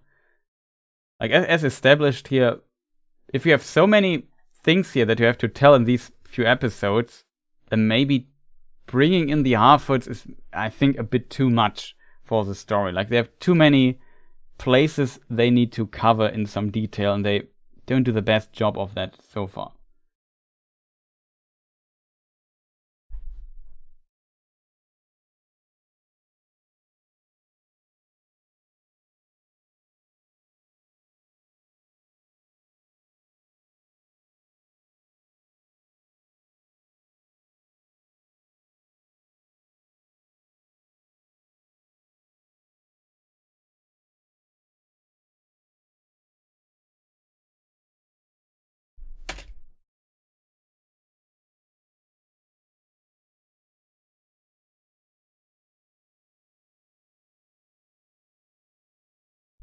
However, I just want to point out that they have cake on the table, and that is probably the best part here in this particular shot.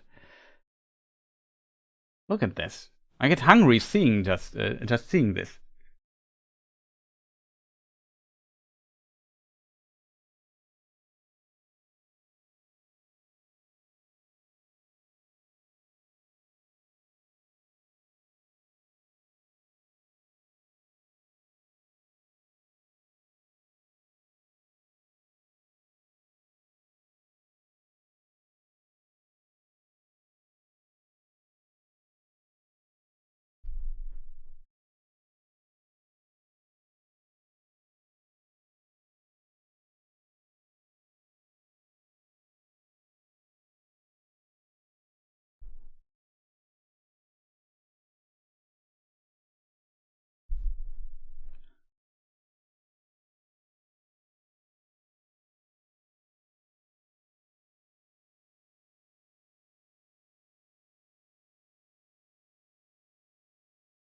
I don't know. It's interesting. Maybe Adar tries to be the new Sauron, and then Sauron comes back and destroys him. Could be the plot twist we discussed here on this fantastic illustration by my side. See here, final episode 8, final battle with Adar in some form, plot twist, Sauron reveal. That's what we assume will happen in the next few episodes.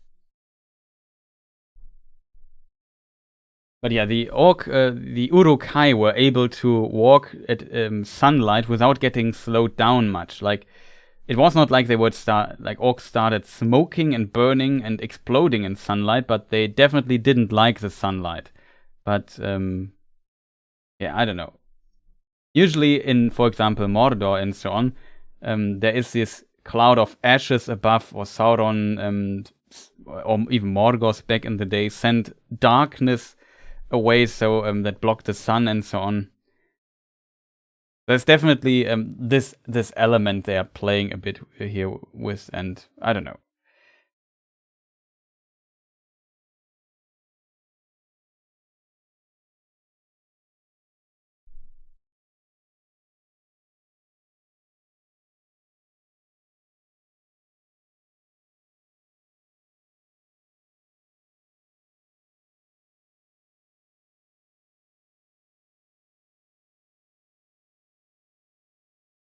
Isildur only becomes the king of the Dunedain after the death of his father. Elendil becomes the High King of the Dunedain.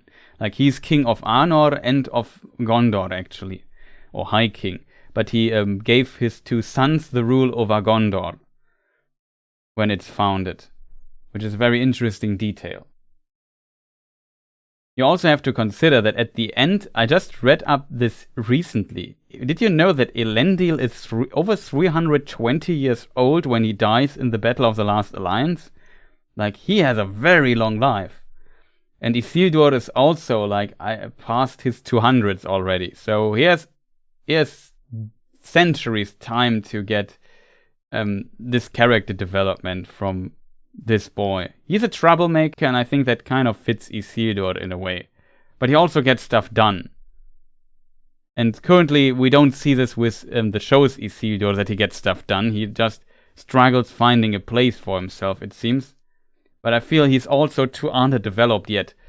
Like, there is this scene with him struggling on this boat at the beginning and hearing this voice, but you see this and it feels insanely constructed because it's not probably established.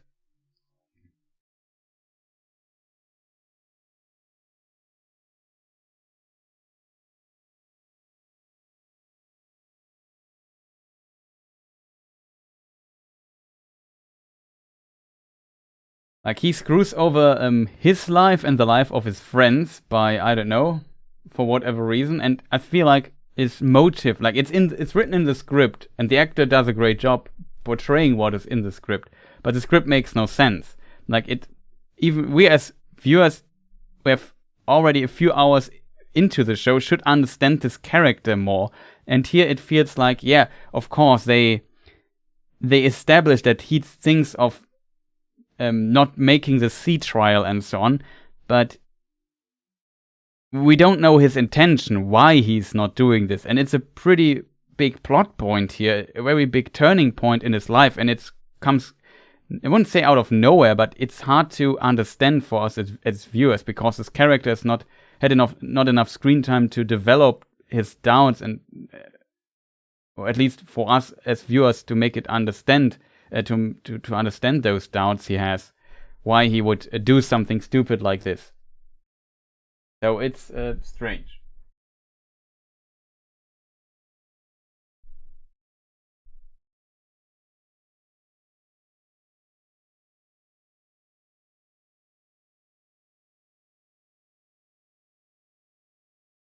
Well, it's an interesting theory by Clueless Fangirl. I think Sauron tested an early form of the ring on Adar as well, and found that he needs an elf smith the rings, that he can't do it himself. That's why he went to Eregion and seek Celebrimbor. Oh, Broken Sword is here. What's up, guys? Starting to accept that this show is full of bad writing. Yeah. Like the first hour of the stream was me sitting here and I couldn't even form a sentence because I found this episode just so confusing and strange.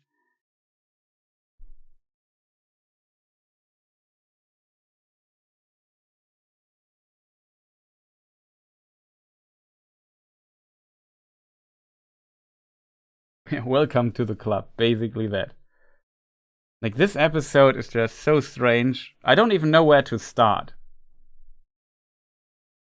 The weird thing about episode 4 is that this episode turned out like this was foreseeable. Or it, like, I'm not too negative on the episode in a way, because it was exactly what I expected. I expected this episode to accomplish a lot. Like, they have to complete all the setups for some characters. So Isildur has to be kicked out of the Navy and go with his father to Middle-earth, I assume, at Miriel. And the show did this. Galadriel and Halbrand also need to go to Middle-earth. They also did this. Then they had to move on the Arondir story part. And they also did this. Like, they established Theo's sword a little bit more, and that the what do you call him? The person in the tavern also knows about the sword and gives us a bit more information. They established some background information. We needed Arondir to escape from the prison camp in some case. Though I found the way he escaped completely nonsensical, but it is, yeah, Chris, you sound traumatized. Yeah, I'm kind of am.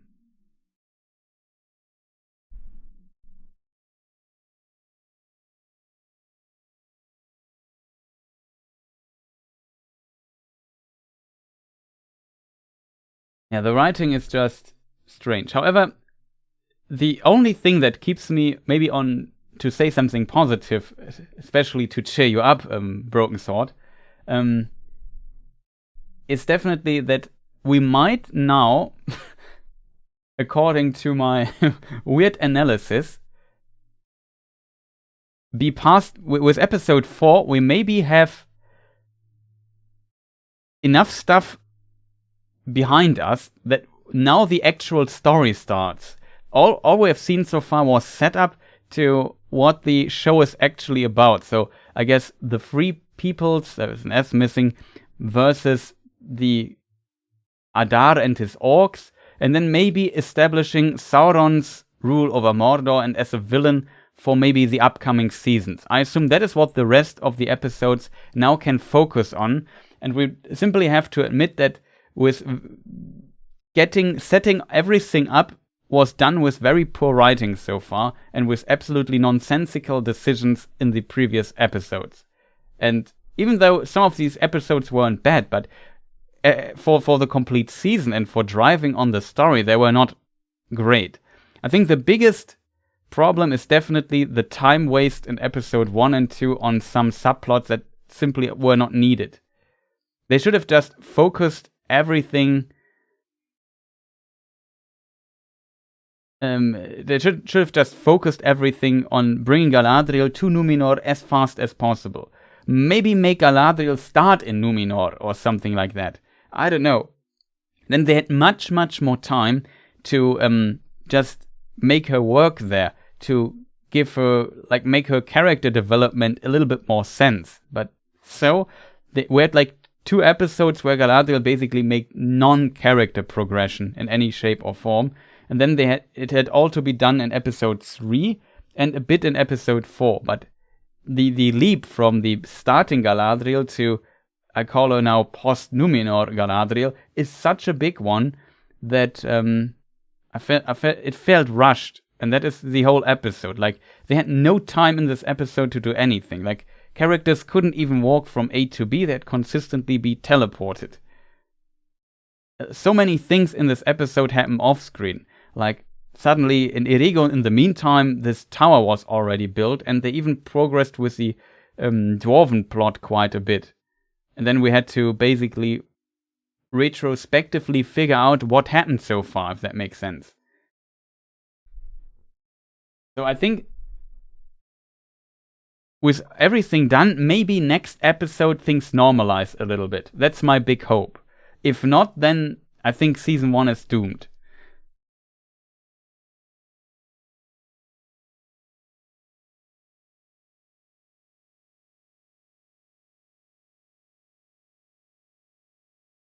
Hiya, Chris.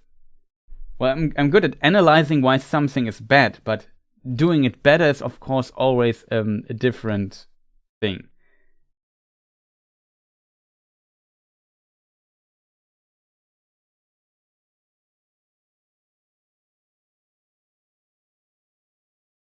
Chris for ROP, yeah. I don't know.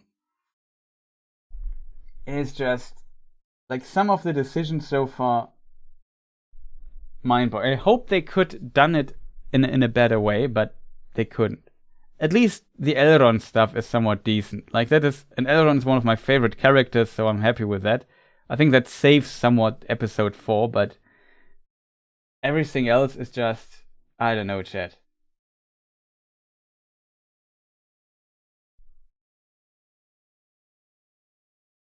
Let me just see if I find the other scene here. I have a theory.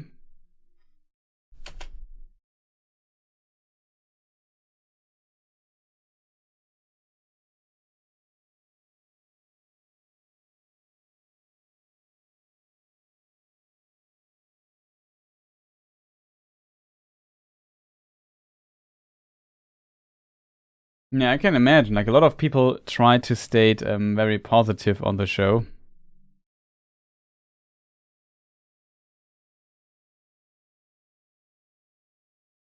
But yeah, this episode is something else. Though overall, I still think it was not bad. Like, in the context of what the show had to do. Like, this was the right thing to do in a way. The show had to move with episode 4, the story to this point. Episode 4 ends, and it made it. It was simply not elegant or smooth or well written in any form. It was just forcefully and pushed there, and it feels like very artificial, everything in this episode as a result.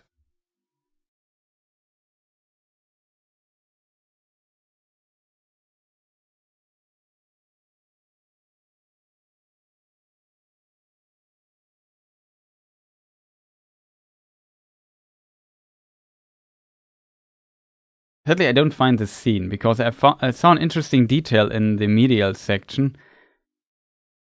And we, of course, here always like to talk about details. Sadly, I have now to watch the complete section again to find it.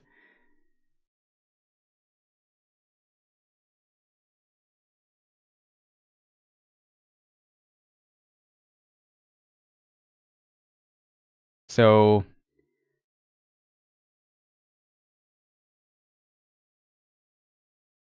very interesting question, chat.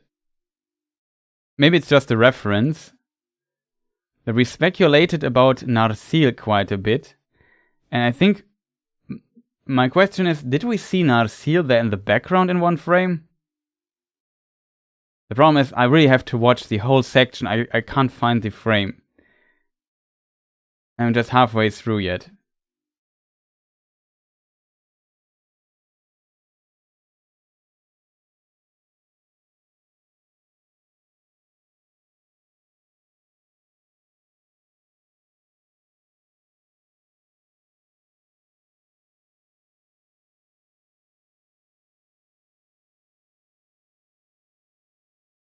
Episodes 1 and 2 were not bad, but they were not good for the show as a whole. Yeah, Broken Sword also noticed it, of course.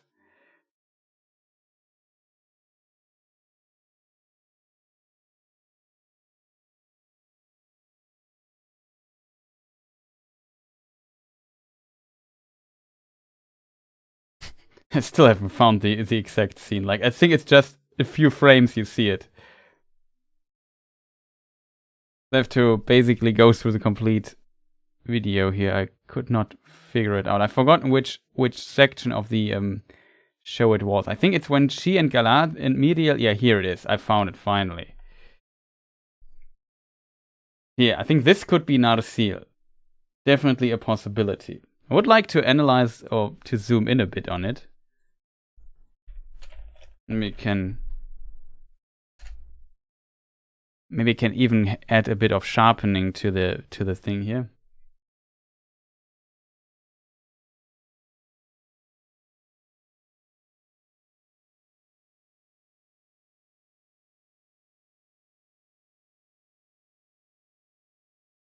Won't get better than that, I think.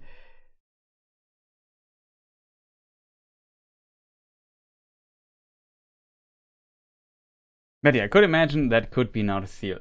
Maybe we make another poll just to lighten up the mood a little bit.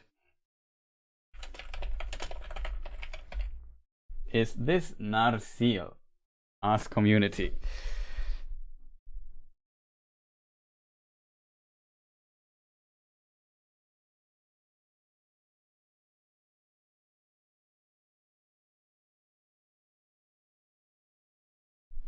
No. Okay. I think it's decided now. It probably takes a moment till the poll shows up to people. Okay.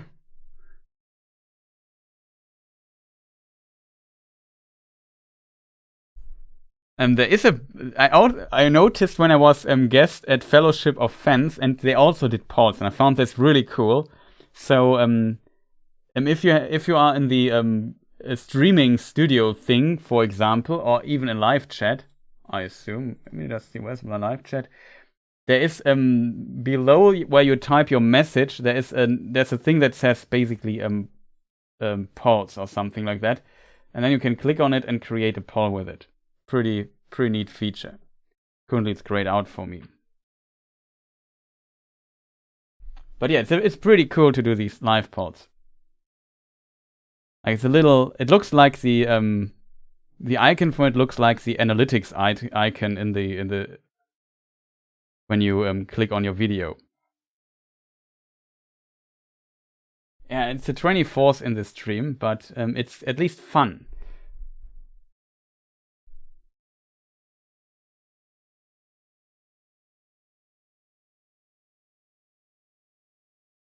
How was this episode not bad? In a way, like, the question is always, how do you define bad? That maybe sounds stupid, but like, if you have a task and you accomplish the task, even though not very elegantly, was it then, is your solution to the problem then bad? Of course, it could have been better, but it still did the job.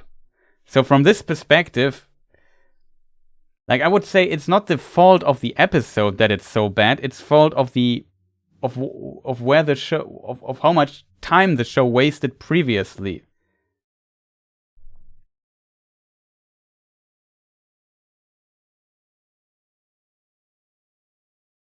Though I would agree, it's a very.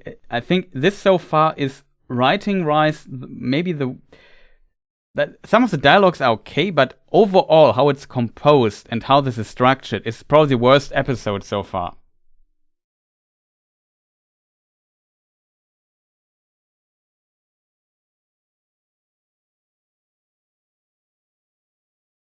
like the writers wrote themselves so much into a corner that only this episode, as we see it here, could come out of it.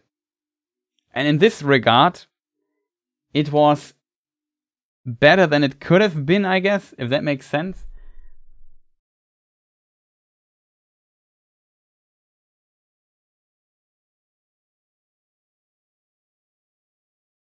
Yeah, they have philosophy in the name.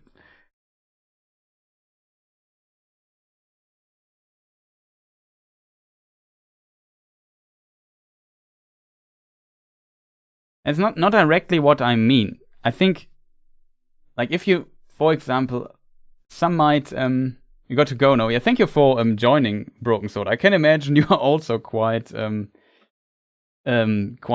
busy currently. So thank you for joining. Also, maybe contact you later.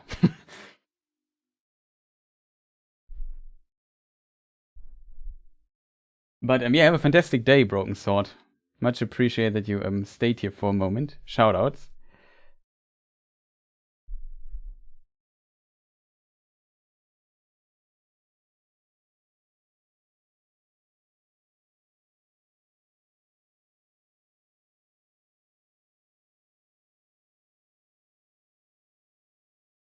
Yeah, like I said, it's not a good episode. Don't get me wrong. Like, there's in of itself, it is not. But just from the requirements, what this episode had to do, like this episode, as said, had to bring Galadriel from prison to Numenor, to Middle Earth, basically.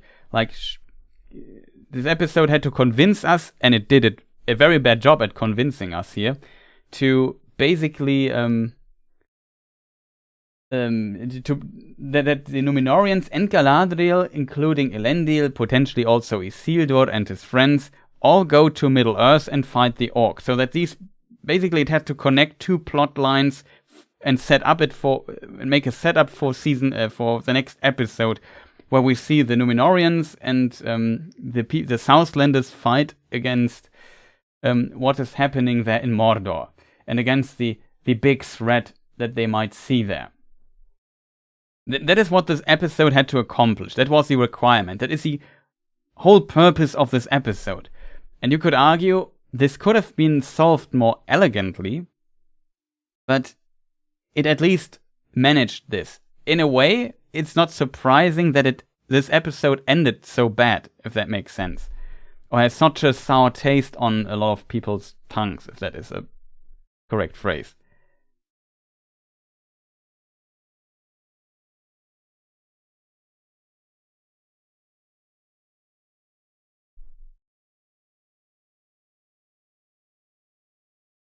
Yeah, that's a good point. The episode took us from point A to point B, but the problem is how it did this.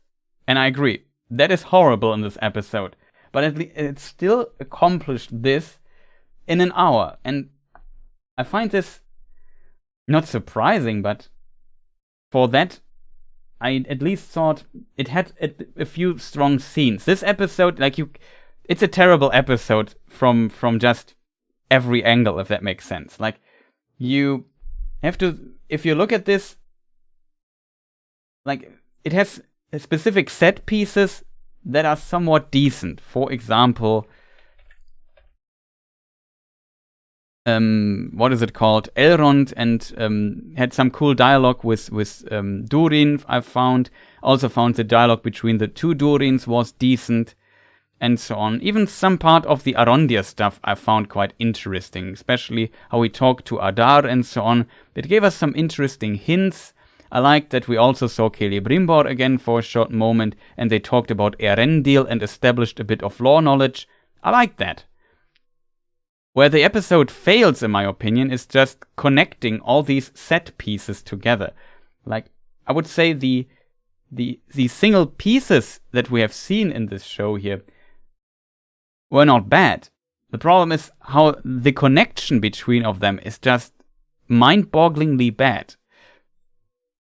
And it's, I guess, because this episode was in a hurry. Like, it really had to do a lot in this hour, and there was no time for any build up for anything. Like, it just had to really rush through everything to make everything work. And on the you can't, if as soon as you start questioning what is going on, at that point it starts failing. So also chat is not sure if this is Narsil or not. Like, you can't look into the motivations of some characters because they simply don't work.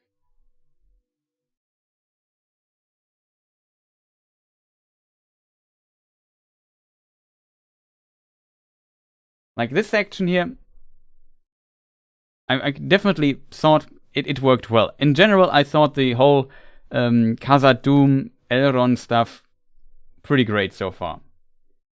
But in a way, it is very, very strange that so many things, like, I can definitely see why it is so bad. You know what I mean? Like, it makes sense that it's so bad.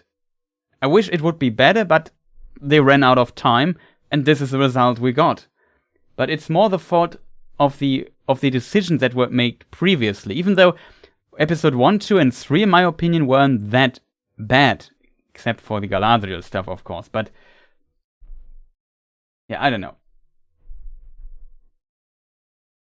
Yeah, that's a kill switch also. I noticed that as well, that in Tir Harat, let's call him Old Man. He's a tavern keeper, or the butcher, whatever his job is in this village, who asks Theo about Sauron. Oh, I've never found him.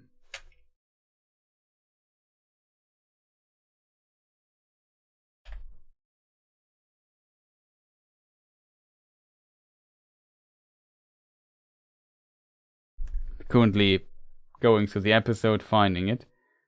Also, our theories about this sword in the arm was right. Just want to point that out. We discussed this previously in trailer discussions quite a lot.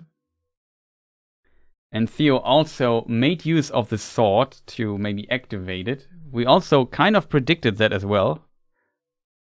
Pretty good.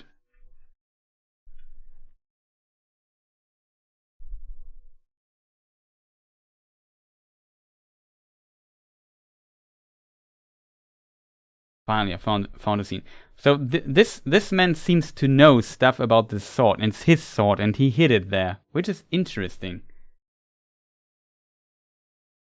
But you can't call it right. He, I think, talks about the starfall, like the meteor, and he basically seems to believe or know that there's maybe some prophecy or whatever, that when this happens, Sauron might return or something like this. So that's a very interesting detail. Yeah, it could be another red herring. I assume it's not like what they did with their red herrings so far was, in my opinion, that Feast of Herrings was that it was not simply a red herring, but sometimes it had a purpose. But you could interpret this purpose also as related to Sauron, if that makes sense. So it was only half a herring, if that makes any sense. Theo is Sauron? No, I don't think that. But he might get into trouble. The old man is Sauron. That would be funny, actually, if he is, in truth, this guy Sauron the whole time. I don't think so.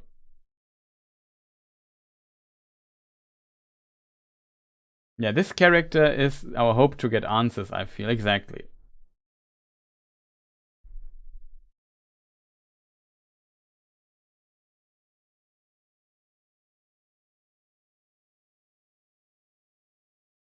Yeah, that is a good point. That he talked about Anatar without naming him. Anyone can be Sauron at this point, that's true.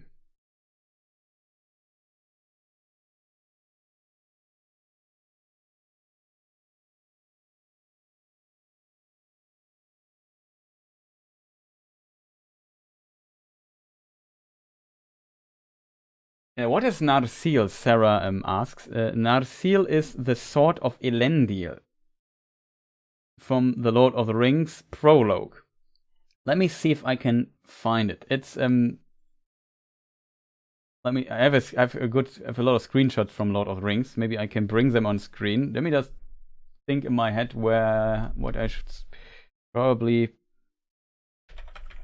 Yeah, if you've seen Lord of the Rings, then it's probably easier to explain.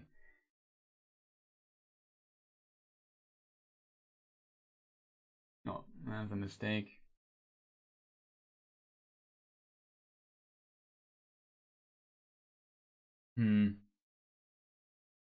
But yeah, in the Lord of the Rings, it breaks when Elendil fights against Sauron in the Battle of the Last Alliance in the prologue, and then Isildur takes the shards of the sword and cuts off the finger with the one ring of Sauron's hand.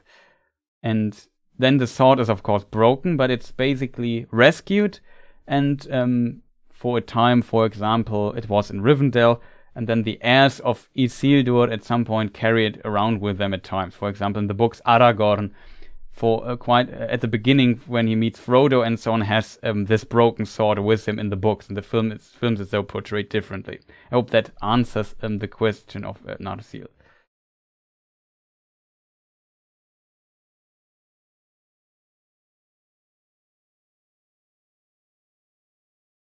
Have you heard of me? Yeah.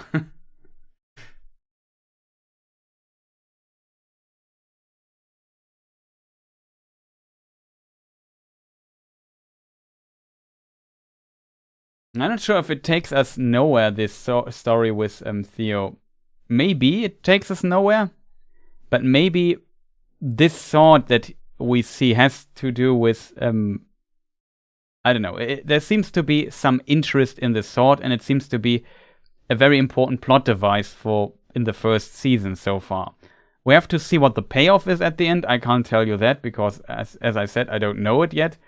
But so far, this whole idea around Theo and so on is just about him getting the sword, hiding it, bringing it from A to B, and it seems Adar and the orcs are searching for it. And he revealed it to the orcs, and the orcs, he has a sword, and everybody knew what's going on, and now he's basically on the list of people to get found, like he's most wanted, that's the word.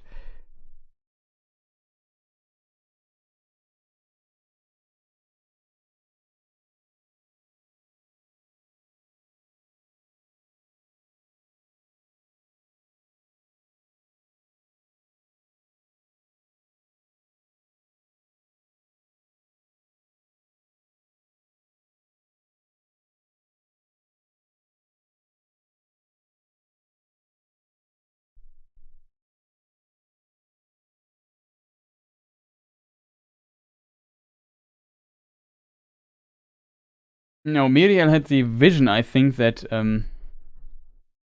Galadriel would come to Numenor, and then there was also this vision of Numenor's destruction, and this worries her greatly. And we of course know the how this stuff is connected in a way, minus Galadriel, of course, but something like that.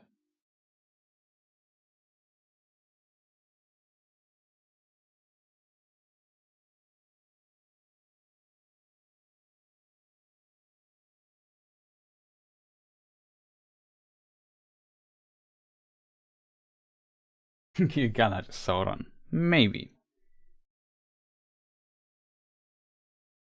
Yeah, the feast scene is next episode, I assume, where Durin is sent to Lindon, and then they have this dinner there with this table. They even bring their own table with them. It seems very interesting.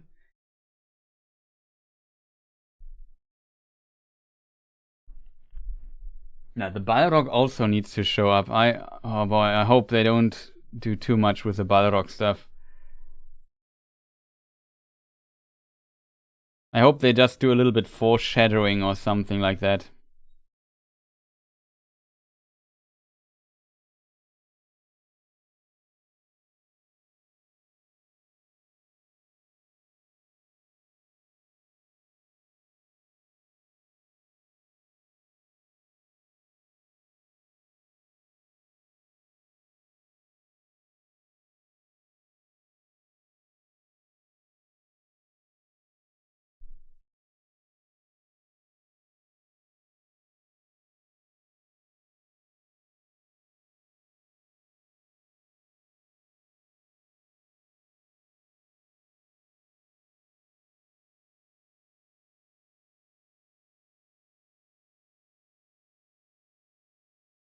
And I feel like the show plays a lot with the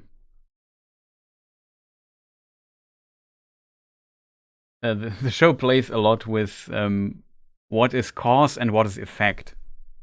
Like, I don't think that Galadriel being in Numenor is the effect of Numenor's destruction.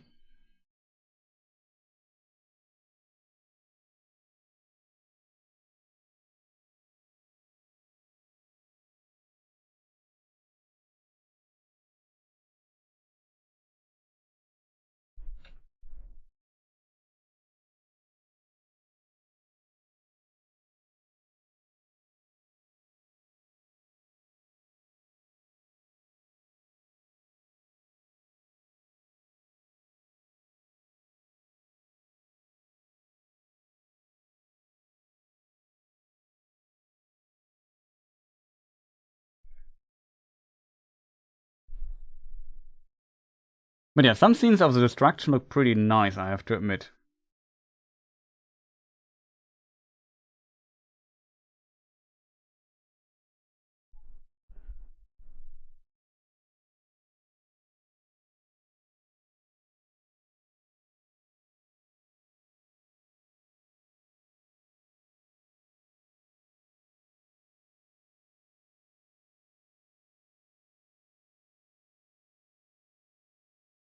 Yeah, that is true. Mello also mentioned the weird Eminem priests also need to show up somewhere. Yeah, we still have the Eminem priests that we haven't even seen yet. I assume they come into play next episode or the episode after that.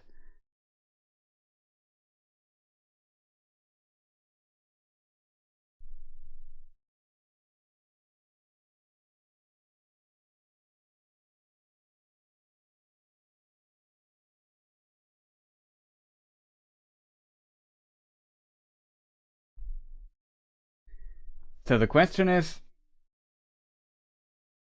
where do we go from here?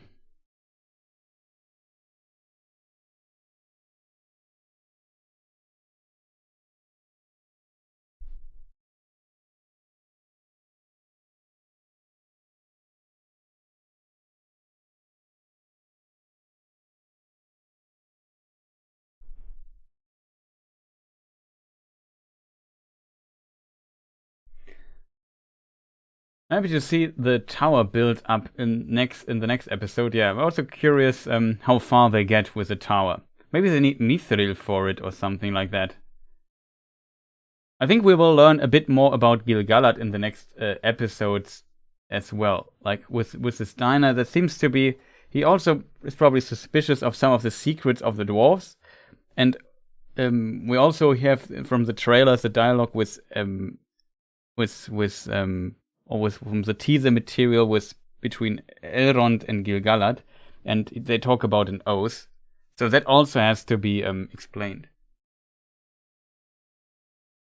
That is depression. Well, it's not that bad, because in theory, if we just ignore, I wouldn't say everything we have seen so far, but maybe the next episode could become more decent in a way. But this episode was, as said, due to the situation of everything, how the whole situation getting here was just in details not that well executed, sadly. Though everything else, like the visuals, work for me most of the time quite well. I'm okay with a lot of the designs, as said, but the writing is just, and the plot is just all over the place. If we even could start with the actual plot, but it often feels like they are still too busy to bring characters from A to B and not make them move in like a way. Like the story or the show tries too many things at once, and then as a result, they don't have time to develop small subplots and details properly, especially characters probably. And they act sometimes weird because you have no idea why are they doing that? Why is she saying that? It makes no sense. Because they are not well developed yet. They need more time for that, and they're not giving the time to develop the characters because they are busy with pushing them around all the time to make their set pieces work.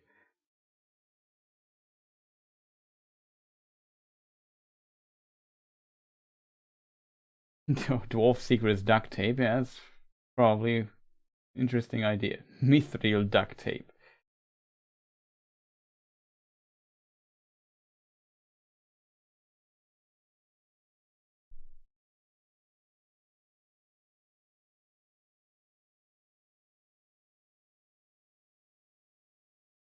Yeah, exactly. They have to solve. Even though I feel like the Arondir plot is not the like, it has its problems as well, but I found it so far not one of the worst. Like, I feel the biggest problem, and it gets a lot of screen time and is a very important character, is Galadriel and the Númenóreans and so on. That's just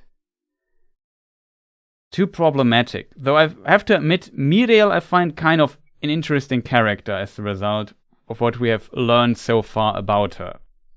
Kind of like what they did with Miriel. Galadriel, is that you? Yeah, exactly. Who is this character? Oh, that's Galadriel.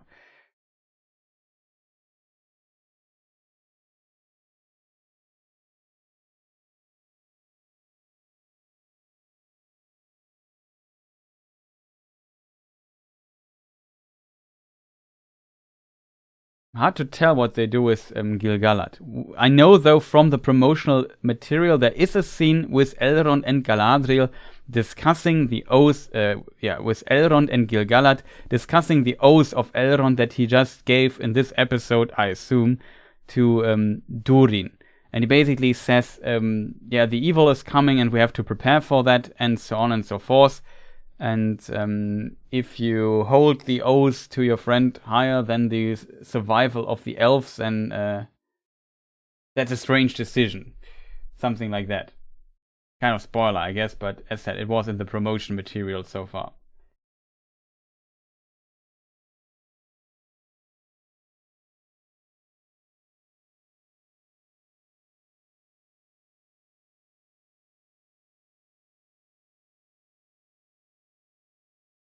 Will we go up or down? I don't know if we are rocks or ships.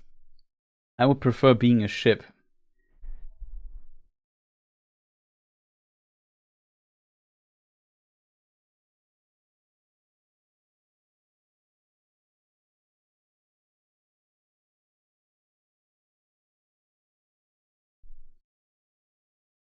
I wouldn't say they exposed themselves. They wrote themselves in a corner. This led to this episode. Like, from the point of, like, if from the point they set up so far, they can only write this episode. Like, in my opinion, it makes complete sense, this episode. From it's not good, but that is a consequence of their previous writing and their setup so far, that this episode had to be like this. They had to do too many things at once in this episode. They had to rush every plot, and the character motivations make no sense as a result. They teleport back and forth. You don't never have time for them to develop properly, and they just have to push them. Okay, now the Numenor section is done. Next is Middle Earth. Like, it always feels like they are working, like they are just putting checks on a checklist, if that makes sense, and just move on from there. Usually, like, a plot should be developed by the interaction and dialogue of the characters. That should move the plot further.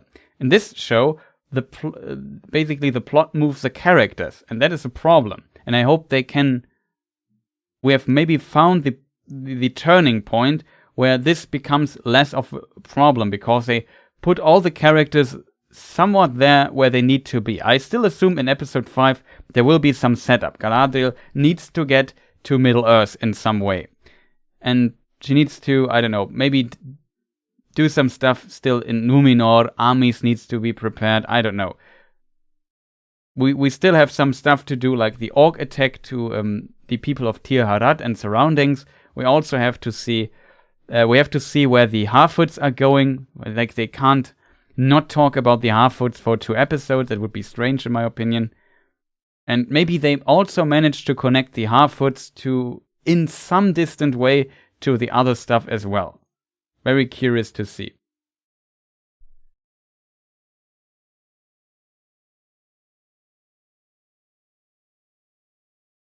Yeah, it's basically exactly like that, Spielkalb von Sparta. Let's ignore everything we have seen for the 4 hours and hope they now reboot it in a potential way. But as I try to illustrate with my weird thing here, like,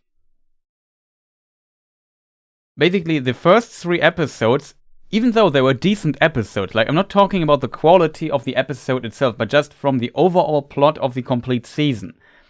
From that perspective, the first 2 episodes are complete nonsense, and then episode 3 slowly developed it into less nonsense, and episode 4 is basically the connection part between the actual story of season 4 and the nonsensical part of it. And I'm very curious to see what they do with this.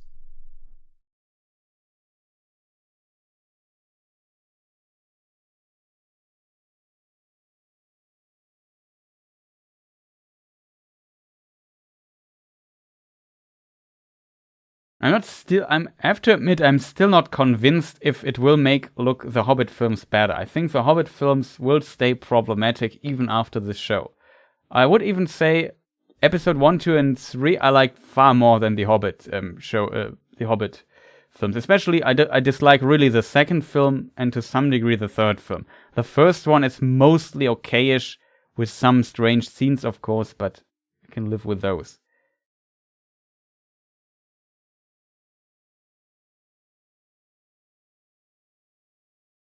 But yeah, it's a really strange show. Like, I don't even know how to bring this on. Like, I don't know. I'm just confused.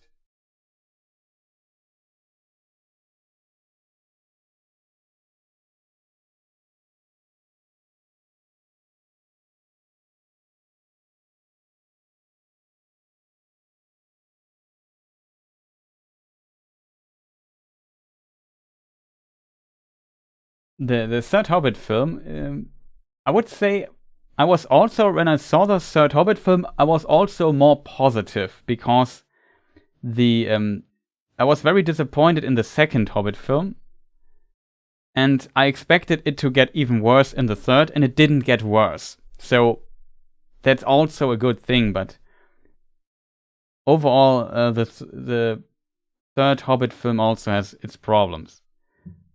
Not sure if people liked. I'm the only one who liked the first one the most because it was closest to the books, minus some details, but that had somewhat potential.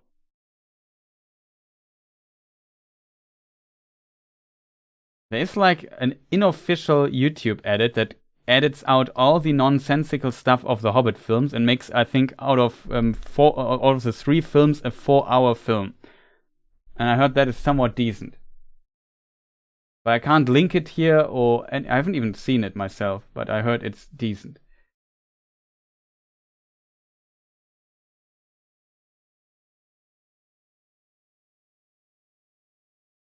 Yeah, exactly. Legolas and Tauriel cut away.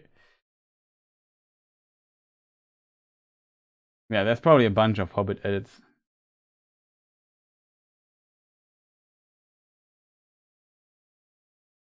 Yeah, there are definitely fan edits of that.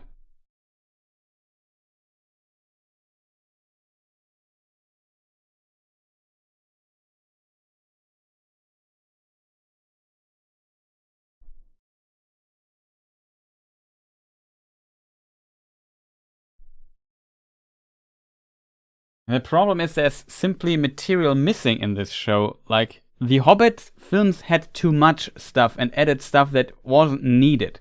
This show here also has this problem, but it came at a cost at underdeveloping other details, and these are now missing in this, especially in episode 4.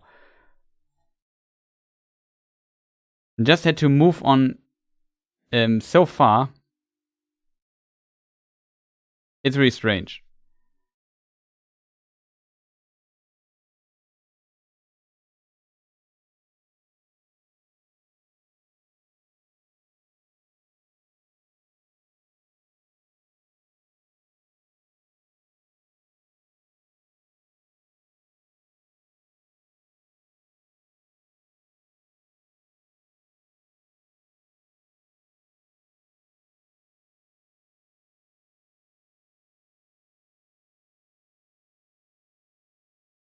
Can this half season now? I don't think it can be saved, because maybe it can, but I feel like the main problem with this season so far is that they don't have time, even though they spend a lot of time, because they spend too much time on nonsensical stuff. Like, they should have taken more time to develop the characters, the settings, or the locations a little bit more, that you understand everything a bit better. And like, usually you have so many great actors, like, let them act and have dialogues and interaction with each other. Just don't push them from set piece to set piece to do stuff. Like, that's the biggest problem, and this is missing, sadly.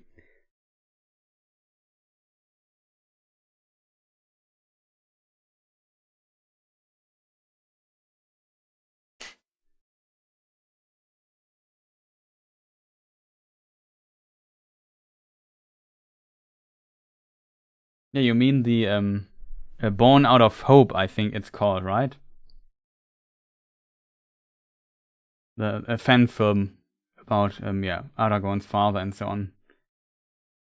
Born Out of Hope, Born by Hope, something with hope and born. Yeah, that's a pretty decent fan film.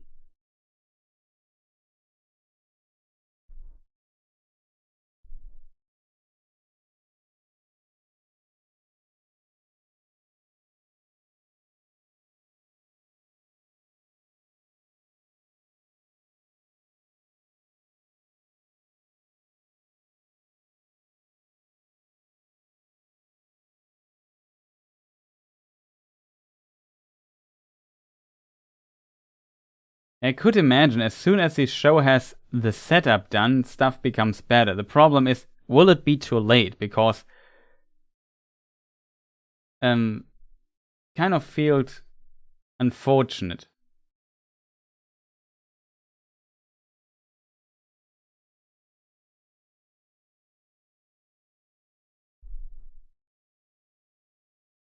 Sure, she will be equally insufferable. But yeah, I'm with Gaia there. I hope that the story is set up in a decent way by the end of the season, and hopefully the next season gets better. Should have 12 episode seasons for this. Yeah, probably they just need more time. And it does it, like I said, the whole Galadriel in the ocean stuff. Like, I'm not even sure how much time that consumed from the show. A lot. Like, just imagine the amount of screen time in the water, the effort, the setup to bring her there. Just imagine this could all have been, you edit this out, like how you have, like, I don't know, a whole episode almost, or half an episode for character development that you could have used elsewhere if they just would have sent her directly to Numenor. I don't understand that. Like, it's one of the most, my opinion, there it starts. This is the biggest problem. Like, it's a domino effect from there, basically. They started on a very bad starting point for Galadriel, and now it slowly develops to this point, and then it's terrible.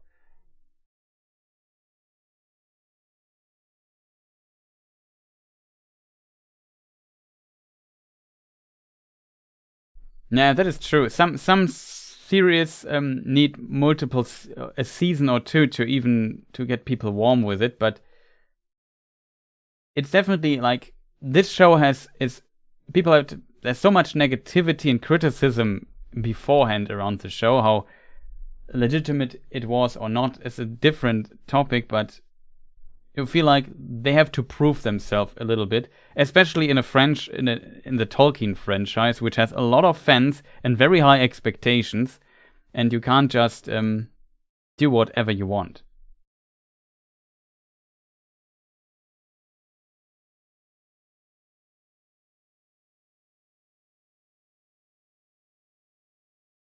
Yeah, episode season 2 is for sure already written. Probably in production right now, so I'm not sure how long it takes. Post production for this must take forever.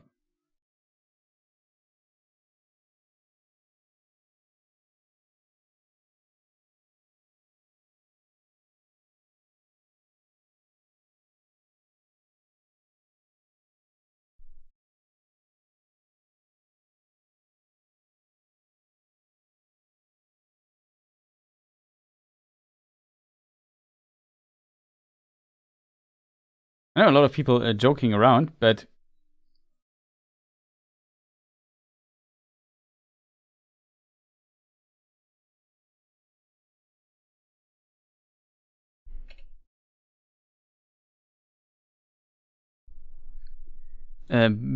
but as said, the biggest problem is how they used the time they had in each episode for nonsensical stuff. That is the biggest problem. I think some of the stuff they do is relatively decent. Like, the acting is, in my opinion, not that bad.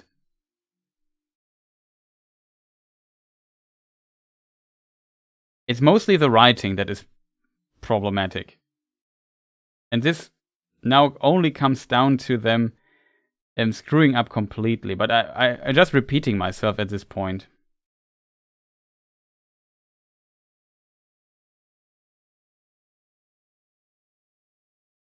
I still found the idea that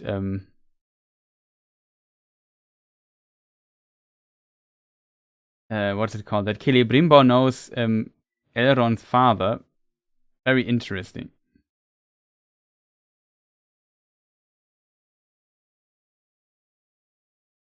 It's definitely possible. He might have fled from Gondolin.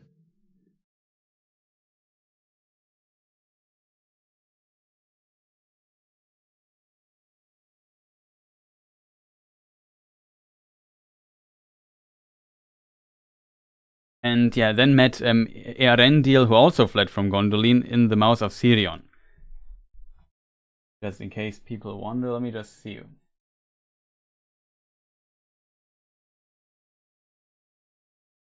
Like Gondolin, I won't hit it here because it's really hard to hit, but it should be there somewhere. And then they fled all the way down to the mouth of Sirion, and there Celebrimbor could have met Elrond's father, Earendil. I find that an interesting idea. Yeah, acting suffers when the storyline is not convincing. But so far, I feel like that is the least problem. I would even say all the lore problems in the show, sure, that could be better or anything, but I don't feel like it's completely it's the biggest problem of the show. The biggest problem for me is 100% how they spend too much time on certain things that lead absolute nowhere.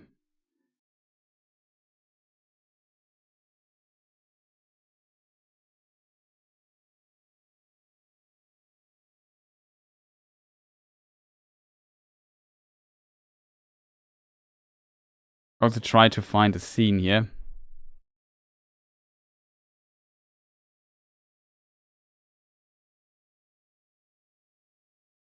And screw up terribly.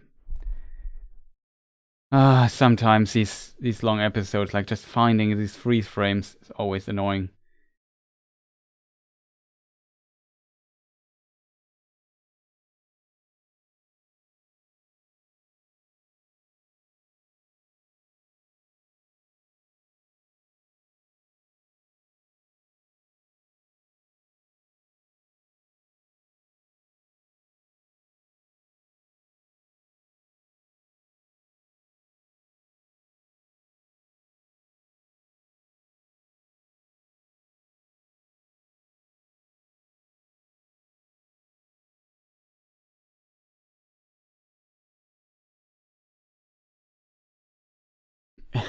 The season will end with Galadriel waking up and it was all a dream.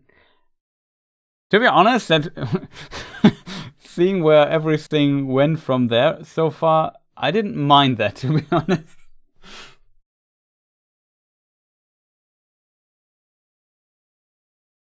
I also don't feel like we had not that much action in the show either. Like, it's, some say it's maybe more for action oriented, but so far there wasn't that much action. I assume in the next few episodes this might drastically change and we see a lot of fighting there, but yeah, I simply hope it will work.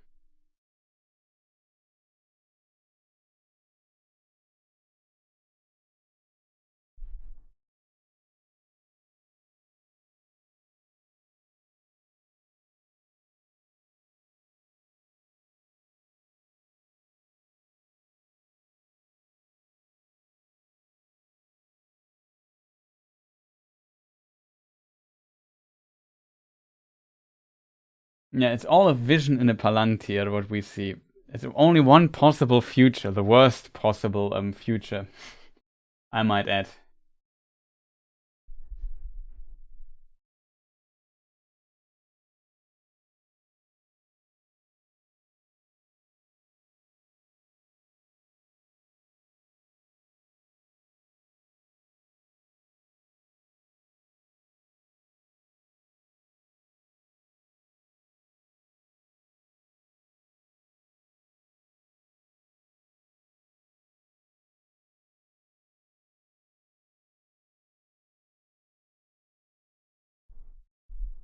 Now, how this got to make... I don't understand it either, chat.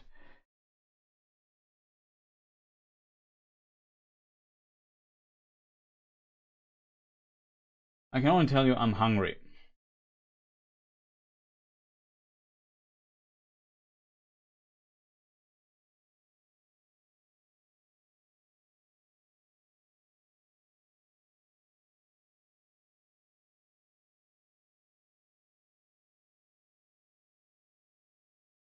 But yeah, you can't, like, the argument about the writer's past or the showrunner's past is, I think, not leading anywhere. Like, Peter Jackson also did the Lord of the Rings films, and then he did the Hobbit films. Like, he could not repeat what he did with those films. It might have all kinds of reasons. He had less time for preparation and so on, but a lot of tone and other elements that people criticized was already done, in my opinion, at this point when he stepped in as director for it. And so not even a Peter Jackson could just make movies as great as The Lord of the Rings. Like, sometimes you just deliver your peak performance and then you can never reach it again. That's a possibility.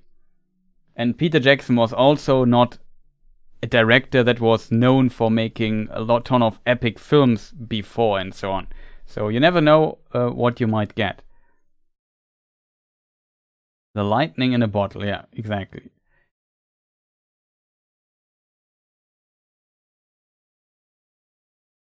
Like, Peter Jackson kind of nailed Lord of the Rings for its time, and it established and became a classic.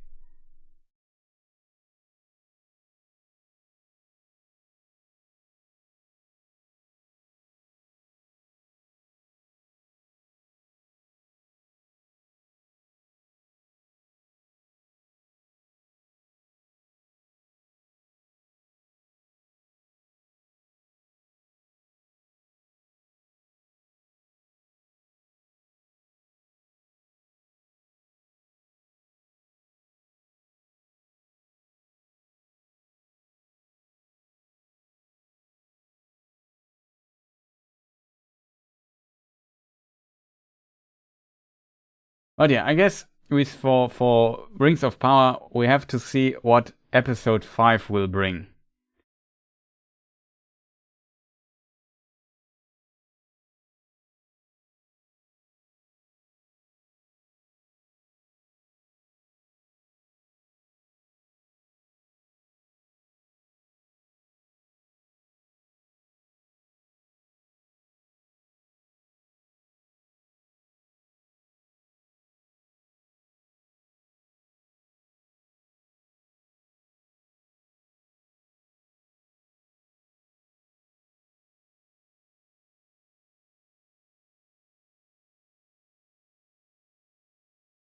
And you have to consider that the showrunners are not directing the episodes. Like, they have also several directors. Does somebody know who was the director for this episode?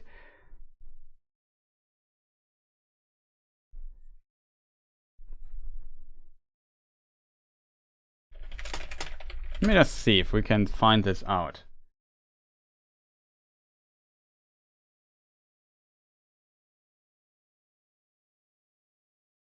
Rings of Power TV show episode. So,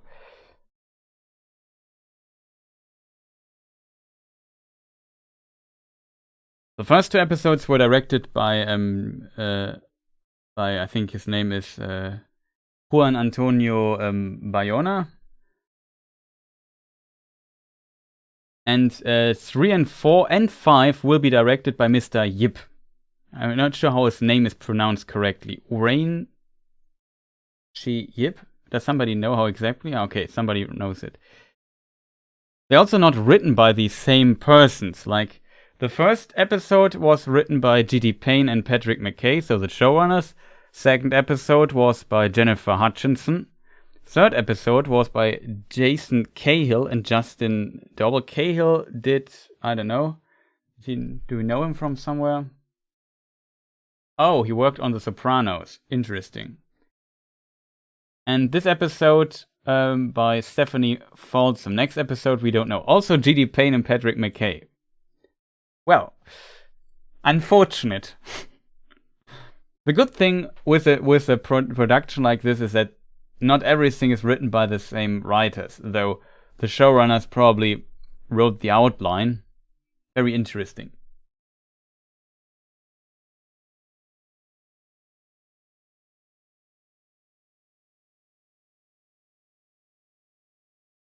Did somebody see Toy Story 4? Because Stephanie Folsom was a co-writer for Toy Story 4.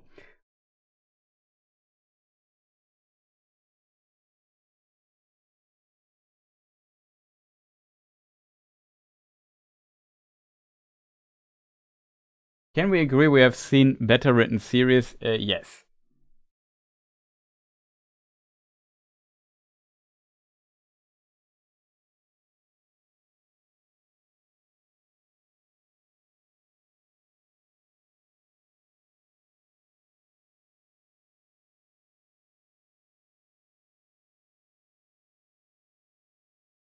Yeah, it is possible that for episode, like, we're sitting here again after episode 5, are confused again and disappointed in a way, and say, yeah, well, maybe we have to wait for episode 6, but then it really starts. Like, episode 6 is when Rings of Power starts to get good. Maybe.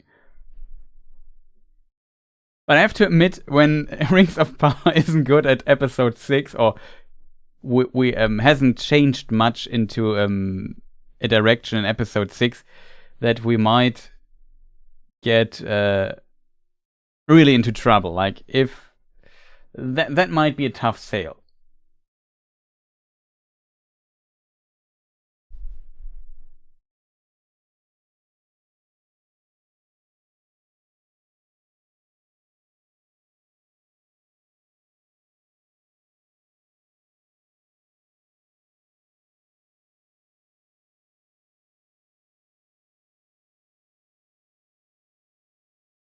That's a very good point by Gaia. Only the end of the world could explain their motivations, and they go for the extreme.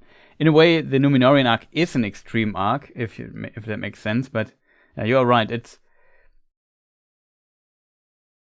like, just imagine Galadriel and Miriel would have had more time talking to each other, more time to explore the reason. We would have like a better motivation for what's going on in Middle Earth. Just imagine Númenor would have possessed settlements in Middle Earth, and they were maybe threatened by Sauron's return and so on, stuff like that. Or maybe Galadriel proposes that Númenor create those settlements in Middle Earth to have a presence there, because for some reason or so. Like, there's so many ways they could have set this up better, in my opinion, and I don't know why they don't do this. And this is a huge problem, and I simply hope they slowly get stuff going in the next few episodes, in the next episode, or in the episode after that. Like, because I feel like episode 5 will also be a mixed bag, because we still have setup left to do.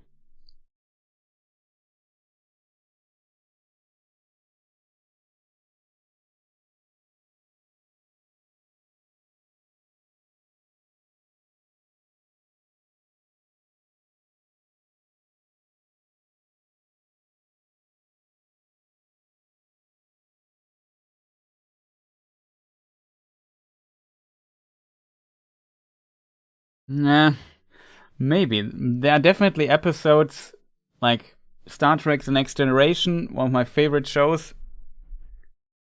I kind of like the first 2 episodes, but the first season is also rough at times. And the second season as well. I think it really peaked only in third season, but it still had a lot of decent episodes, and it hasn't had Star Trek TNG had not the problem of, for example, a story that is connected. Like every episode was basically on its own with some, there are some episodes that consists out of 2 parts or more, but usually it's just one episode is a standalone. They don't have to follow an overall story. So, of course, it can be more hit and miss, but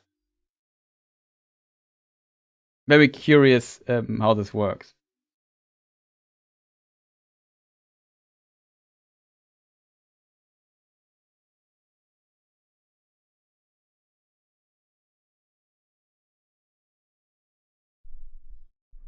Yeah, Michael, I'm very glad. I also read it, and I was for a moment in some other streams before I started streaming, and after I saw the episode to see what the other Tolkien creators thought about this. And they also heard some people in chat saying that they really liked the episode. And I can understand this, kind of. When you, like, as said, I felt like the Durin Elrond moments, it had some strong moments in the show. I just felt like some elements were so off that it diminished my enjoyment of the episode. Good sign the showrunners have written the 5th one. Oh. Okay, chat, maybe it's a 6th episode, then I think we are screwed.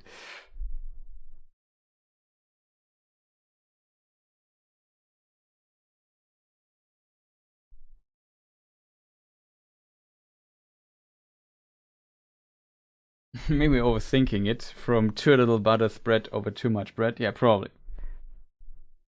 Also, my belly makes noises, so I really need to eat something soon.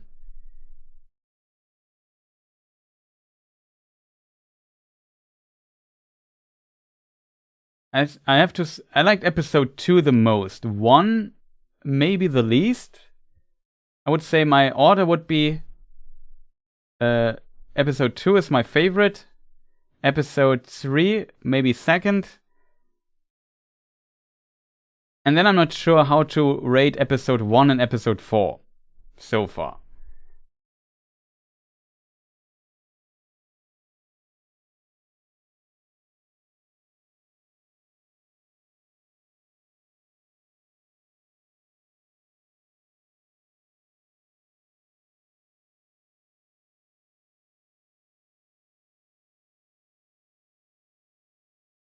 Can we do a rating poll? We already did a rating poll, and I think I forgot how it oh,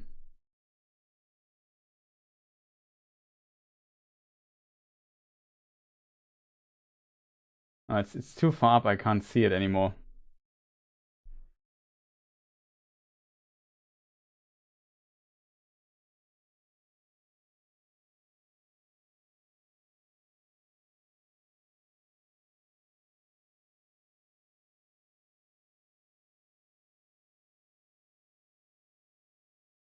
Don't feed the addiction.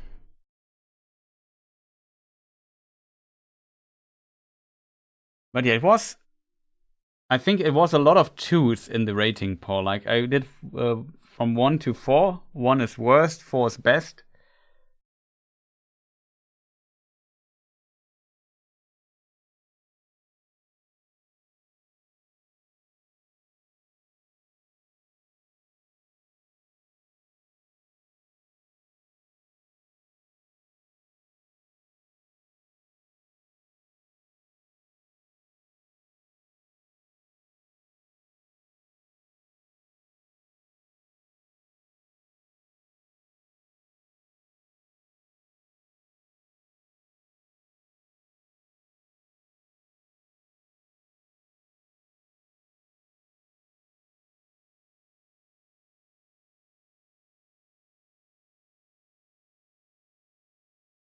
I still think the first is the worst. Yeah, maybe you're right. I'm not sure. I can only have 4 options in a poll. So that's why I can't make 1 to 5 or 1 to 10 or something like that. Can only go 1 to 4 or 1 to 3.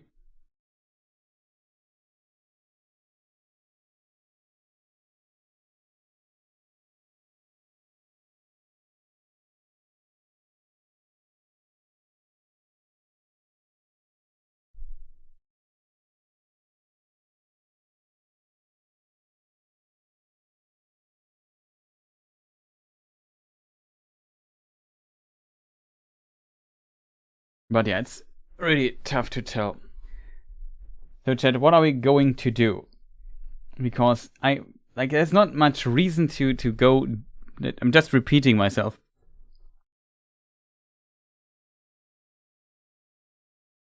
Like, there were some interesting details in the episode, but the overall impression of the episode was still strange. For me personally. I wouldn't, like I said, I would give it like a 5 out of 10 or something like that, just because I really liked the Elrond Durin Disa part in Khazad-dûm. Without it, probably it would be worse.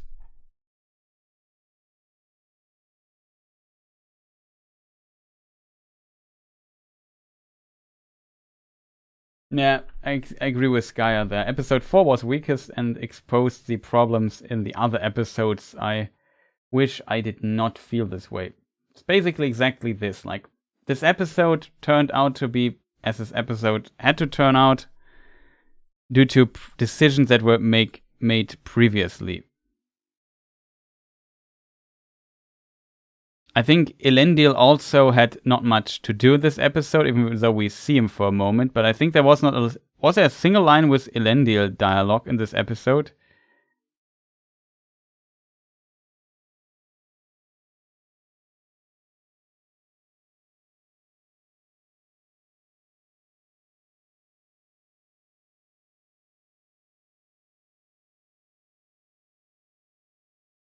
Two, 1, 3, 4. Okay.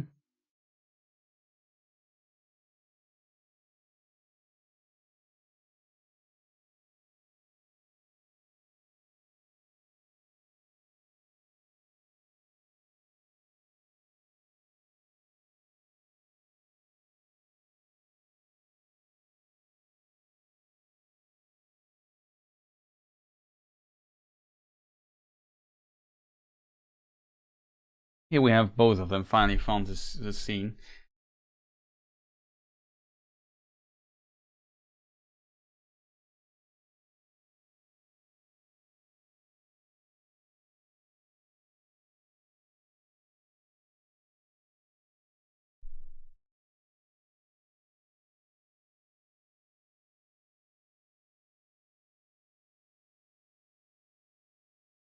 Yeah, but they were searching for this blade. Like, they were basically, I don't know, digging through Mordor to find this stupid blade.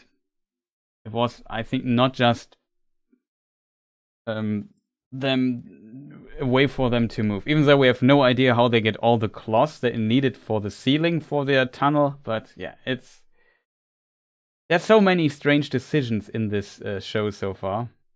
And it's unfortunate. Like, it feels simply too constructed and forced. Also, I didn't notice this here.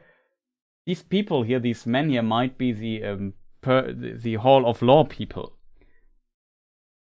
This is maybe Mr. Google here, who is really fast at finding stuff in the Halls of Law. Kind of like that scene in episode 3. Orc women are talented weavers, probably.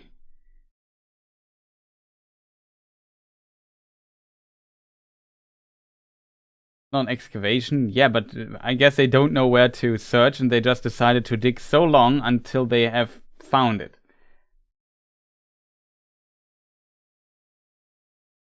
Like, don't ask me. The idea behind these tunnels I also find kind of strange.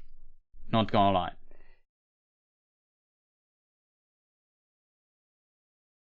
Yeah, he just builds his tower, I think, and maybe I think he makes contact with a strange dude that tells some interesting ideas at some point.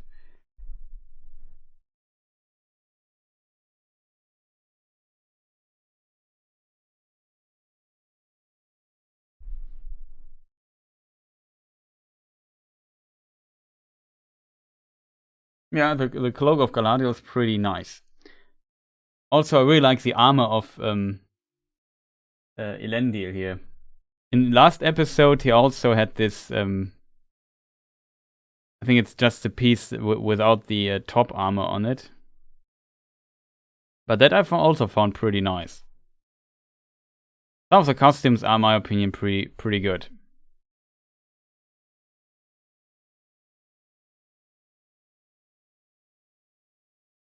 like this was in the last episode. Also like this.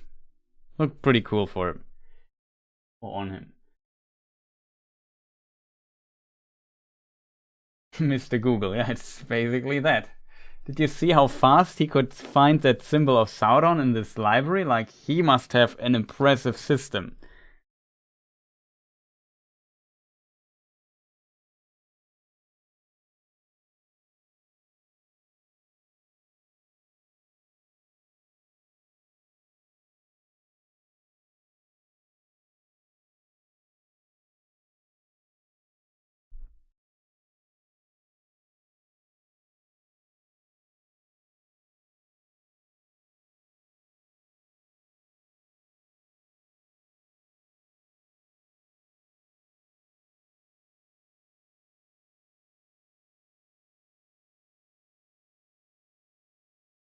Yeah, I like that he, for example, if you zoom in quite a bit,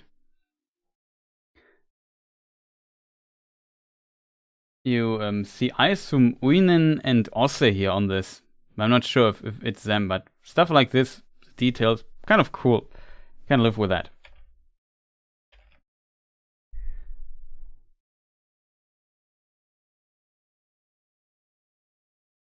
Yeah, Snoopy, see you later. Thanks for staying for so long.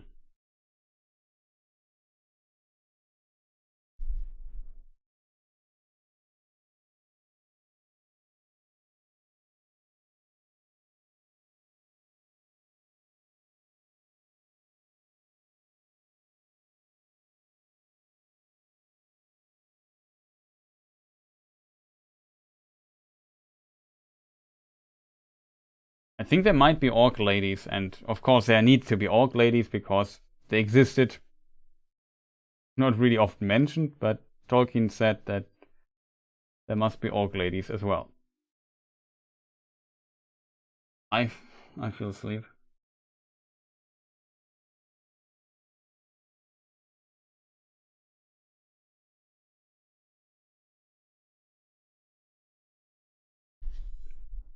I disagree with you, Spielkampf. I think, in my opinion, this episode or episode 4 is really this bad because they had not enough time to fit everything they need to do in an hour, and as a result, everything is not well developed. I agree with you that maybe some character motivations, even in this limited amount of time, could have been written better, but it would still be a messy episode. If that makes sense. It's at least my opinion why I think this episode is so bad. Because some of these scenes in episode 4 are not that bad. Like, even the dialogue is sometimes not completely terrible, but it's simply the way everything is set up and rushed. Like, it's such a hasty episode. They have to do so many things. Like, then Galadriel needs to be in this tower and, I don't know, they have to explore the Palantir. Like, what? Sure, like, the scene in of itself, like, Miriel with Galadriel and the Palantir is not bad. It's just the way how they get there. And I think the reason why the way how they get there to this point is so bad is because they don't have the time to develop this properly and maybe split this up into several episodes. And because they have so many other things they have to talk about, they have to introduce. That's basically the point I want try to get across. But feel free to disagree, of course.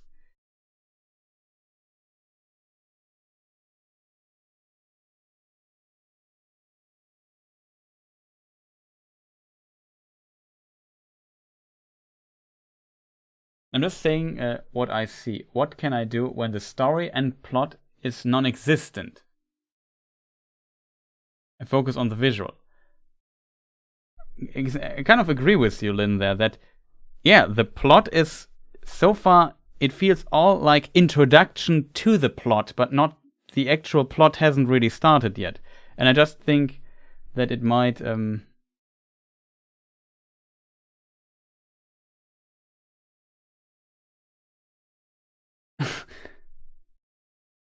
I just think it might be the reason for that. Like, they have to I hope that they would let Galadriel be a little bit longer in Numenor, and they didn't. We only have 2 episodes with Galadriel in Numenor, it seems, and in the worst case scenario, in episode 5, we already see her leaving at the beginning, maybe, Numenor, and she's sailing to Middle-earth, and then we see the other plots evolve from that. That's basically my prediction for episode 5. And that would be, of course, unfortunate, not gonna lie.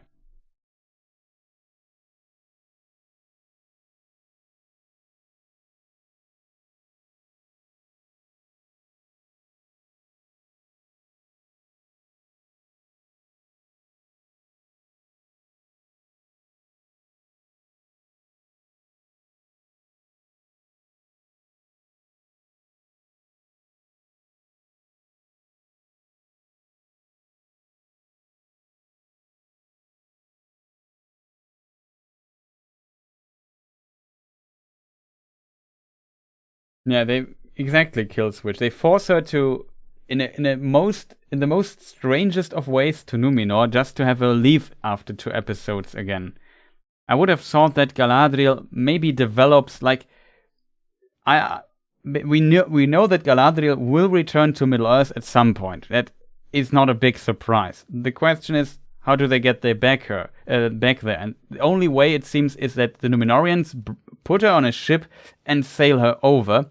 And we also need that it also seems that she needs allies to help her in the Southlands to fight against the orcs there, because Halbrand said there are orcs, and they found this, they deciphered this symbol on her dead brother and so on.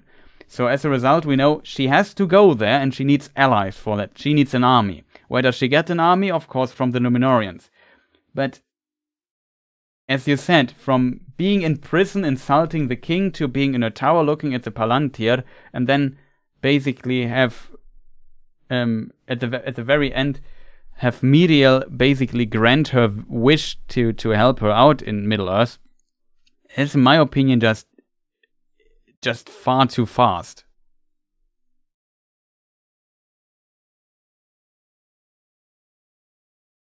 Like, this is basically the end screen. I struggle to believe how this could have happened. This could have happened.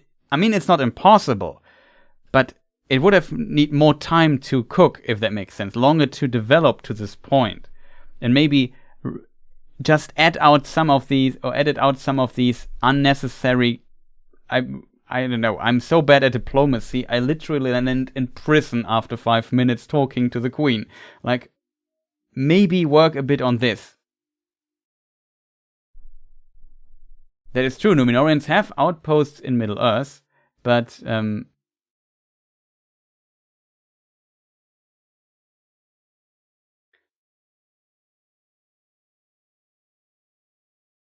not sure if the Numenorians in the show also have these outposts already. Like, the problem is, it's so hard to make any predictions or statements because the timeline is just so destroyed. They could have constructed it otherwise. They didn't have to this way.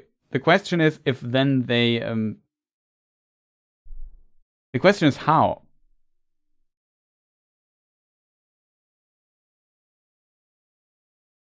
I guess I agree. If Galadriel would have started her diplomacy or found her diplomatic ability a bit earlier, she maybe would not have landed in prison, and we could have completely skipped this nonsense there. And in this regard, I agree with you that some of these details maybe could have been developed a bit smoother, but yeah, it's just overall I feel like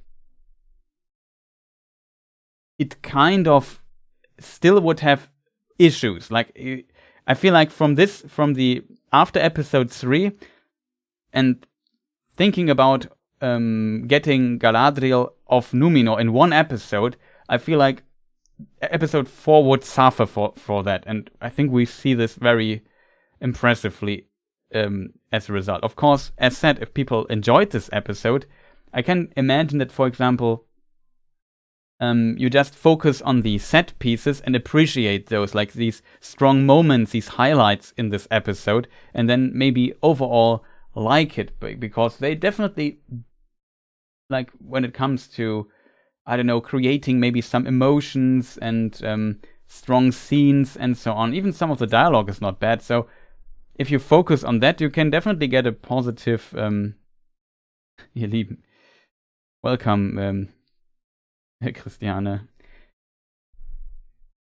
In this regard, you can definitely see that people might enjoy this episode, but for me personally, of course, I focus, like, I don't know, it's an episode I still struggle to put into words.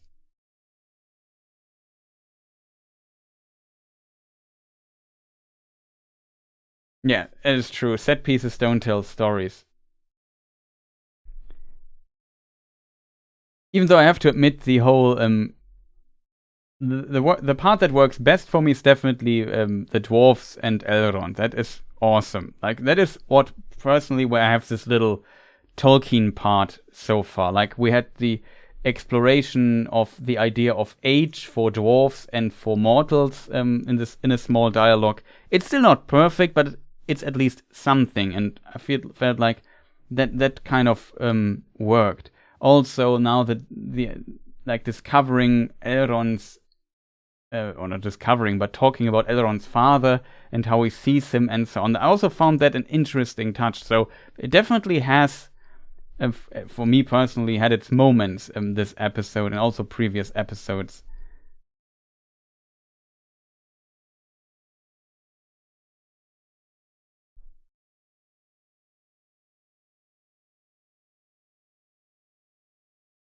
Disa is great because she evokes real feelings. Yeah. I think it also helps that this section fits better into their overall narrative and story. Like, they have a clear point where they want to be. Like, what is interesting about the Elrond and Durin part? Let me just see if I find the scene here quick enough. No promise, because, as said, finding these shots here fast is always a challenge. What is interesting is how they are connected to the overall plot line is that it seems Elrond is connected to Celebrimbor and to Durin and Disa. And we know how that Celebrimbor builds a forge, and most likely the show is called Rings of Power. He is the one who will forge the Rings of Power, at least all but one. Maybe not him directly, maybe some of his assistants. Difficult topic who forged what ring, but he will at least forge the Elven Rings of Power, the 3. And so we have a goal, and this goal is far in the future. Like, it could the forging of the rings could happen in season 2 or in season 3. I don't know, but in my mind, we have a lot of screen time to even get there. It's not on the horizon. It's not so important, and I think this helps this plot line to feel more natural, because there's simply no time limit. Like, there's no timer blending on top of the screen saying, look at the clock, it's getting late, maybe you need to go to the next set piece. But here they have the time to develop, to work on their friendship, to work on the relationships, the problems between dwarves and elves, and maybe the dwarven stubbornness, and they're always very secretive when they do stuff, and so on. Like, that is typical dwarven behavior, if that makes sense. And they can explore this quite well. They also set up Disa well between Elrond and Durin, and like connecting and so on. That it's simply easier, I guess, to write this, because this is an actual plot that we are witnessing here. The other stuff is just set up. This is an actual plot here. Like, we have an idea where it's going. We don't know when it will happen. They have they can take their time to develop this in a decent pace. And this is completely different for Galadriel. She's just driven by the plot. She's not driving the plot. Or developing it further on herself, because she constantly has to travel around the world and be somewhere and do something. And that hurts this character and her arc quite a bit. And I'm very curious when they might resolve this, that we see, like, I feel like this section here demonstrates that in theory, in theory, the writers are able to write something decent. And the question is, will they be able to transfer this decentness, if that is a word, to the other arcs as well as soon as the setup is completed? And that's a bit my bet currently, that they might be able to do this, because I'm a positive thinking person and hope that they succeed, because I would like to have a good show than more, or I would prefer having a good show versus having a bad show. And this definitely is a deciding point, if that makes sense. Let me just catch up with chat for a moment.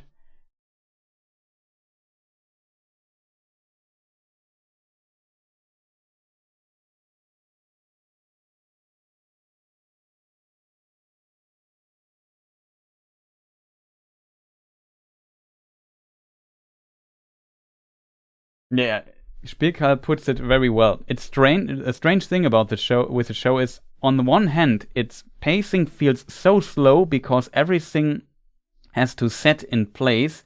On the other hand, it feels rushed. That is exactly, I would agree 100% to that. Like, it's a show where you definitely feel like it's rushed. Like, this episode in particular. Like, I think this is the most rushed episode we have seen so far. Like, it feels... I said it in some of my recordings for my little first impressions video, which I couldn't make. But I say basically it was like the devil with a whip is behind this episode and just pushing it forward until the end of time. Just the problem.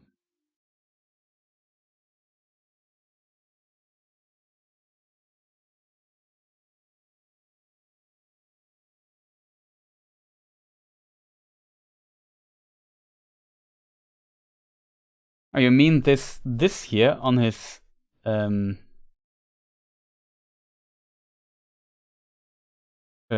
what is it called in English? I don't know. It's not a skirt, but basically it is. Something like that. Let me just mark this. It's a good observation, by the way. I instantly knew what you meant when you said, when I read your message.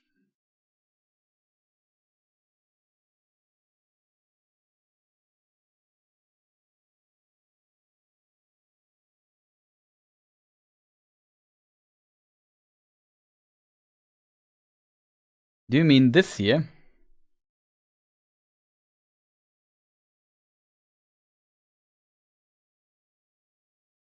It's distantly similar, I feel. Yeah. It's more distorted, if that makes sense.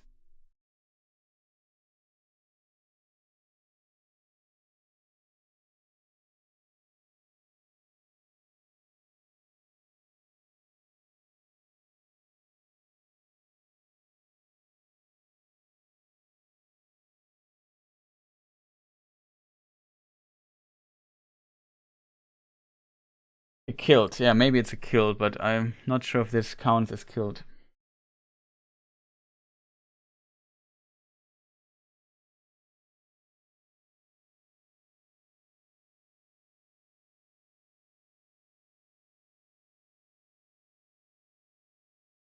Yeah, why they have only time to next spring is hard to tell. But still, I'm not sure. Like, spring can be several episodes, a season or two. Maybe 2 is a bit much, but it could be next season. Like, that's what I mean with unlimited time. Like, when spring is, I don't know. It could also be at the end of the season or a next episode. We don't know, but they at least have a lot of time to set things up. And there's also an already advanced plot that goes beyond building this forge, which is the mithril ore that was found. I don't think it's Adar, but you could Adar, Maglor. It would be very, very strange idea.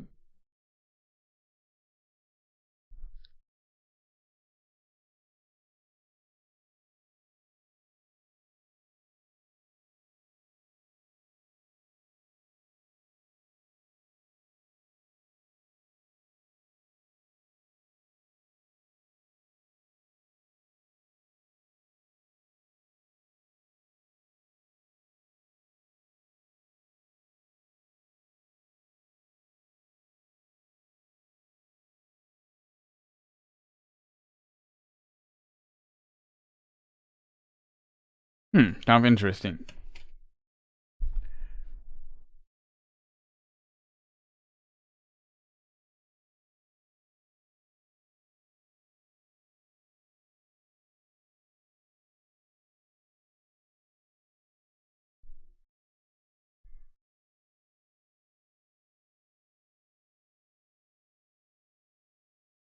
It's an interesting theory for Morgoth that his hand is burned. That's why one hand is covered with his gauntlet.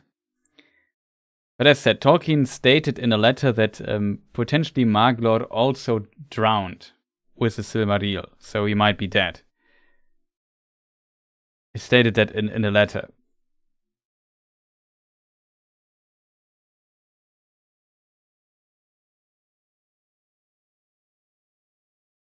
Yeah, just now for comparison, it looks distantly similar, but it's still a bit different, I feel. When we switch back to Elrond.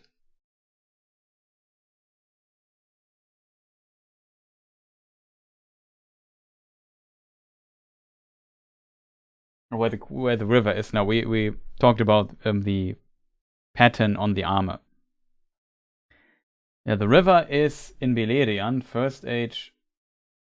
Like here are the mouths of Sirion. The river above it is Sirion. In case people wonder, that's in Beleriand, First Age stuff.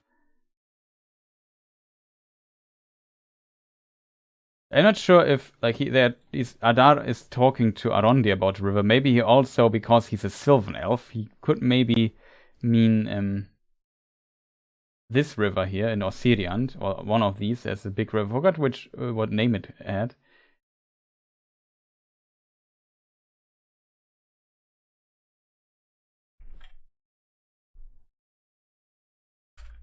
Can't see it here on my screen. The map is too small.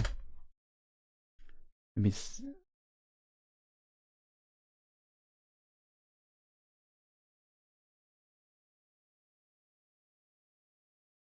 Gelion, I think is the big river's name. Could also be that.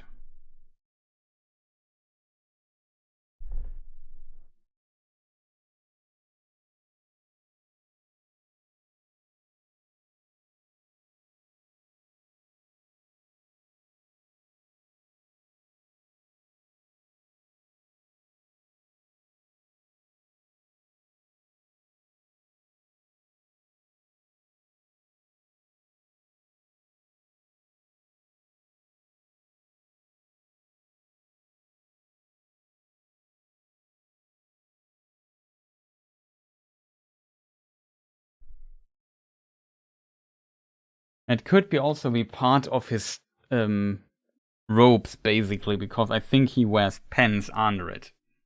I'm not sure if it's an actual skirt or not, or just an extension of his overall outfit, of the upper part of it. Or if it's a separate piece, I don't know. Spring is coming, or something like that.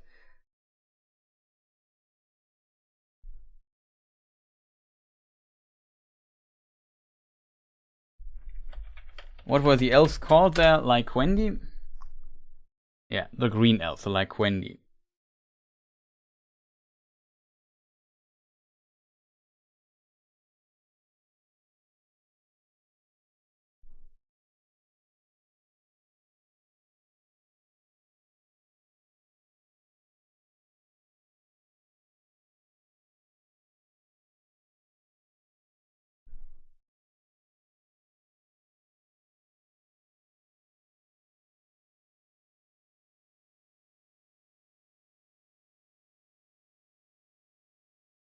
Yeah, that's true. They all look very Greco-Roman, I agree. Definitely a start.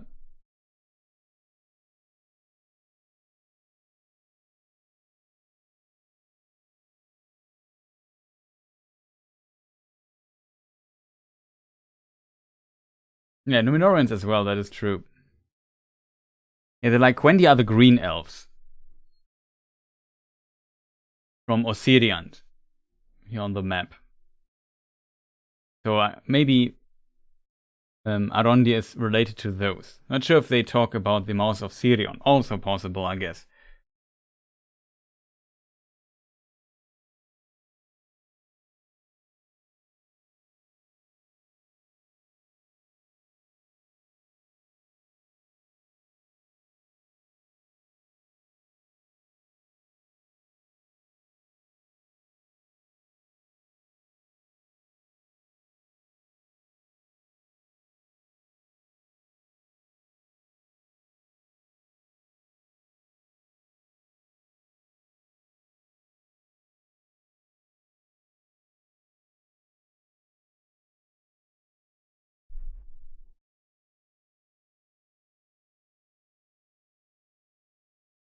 We have these swirls in Gil-galad's costume as well. Oh, interesting. I'm going to pass out now. Good luck with the stream and don't lose your mind, anyone. And get some food already. Yeah. Thank you, Pumba, for staying so long. Sleep well.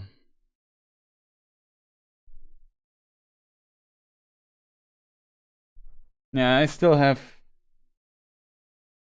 to at least I want to record a video after this, but I really need also a little break and eat something. So we'll end the stream soon. I think we streamed good 3.5 hours, which is not bad.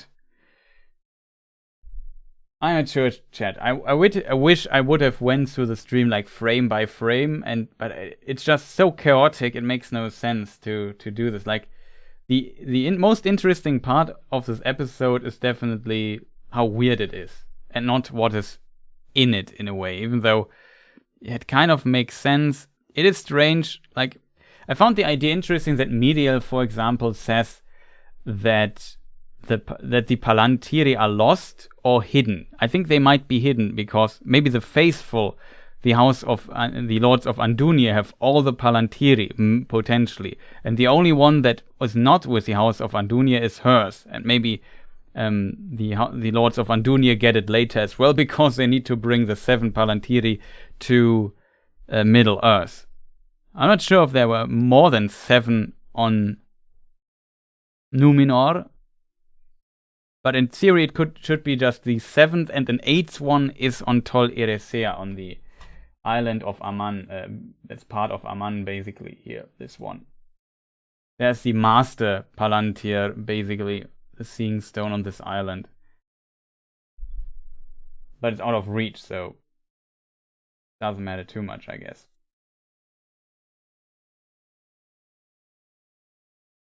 Palantir is singular, Palantiri is plural. So 1 Palantir, 2 Palantiri. And it is Quenya, if I'm not mistaken.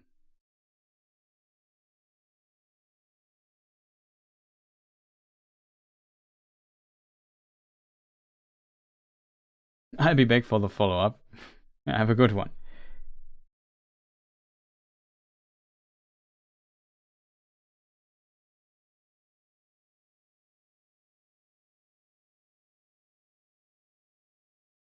Yeah, I'm not sure where the show is going with that. My hope is that maybe after big parts of the whole setup stuff are now completed, that the show starts to become a bit more smooth and develop things smoothly. Like I said, the Elrond and Durin part works so well because it feels more natural in a way, and it's well written. And the other parts are just hasty, even though they are slow paced at times. They still feel like rushed often, and because the plot is consistently pushing the characters back and forth. But I said this now 5 times.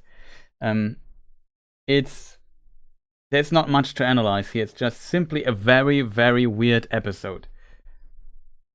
And I have to discuss it on Tuesday on the with the German Tolkien Society stream thing. That will be an interesting stream. Like, I'm very curious what the people there have to say. And also, I try to organize, of course, a new roundtable for this episode at the maybe Wednesday or most likely Thursday. So next Thursday there will be another roundtable. I still have to find which guests will be available there. But that will also be an interesting episode, I feel, because it's a strange episode to discuss. I probably will need a few days to really get my mind around this episode. Episode 4 equals weird. Check. Really that.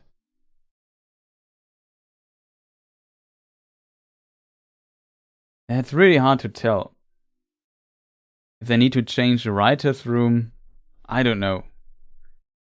Let us just hope the plot stuff gets much better in the next 2 episodes.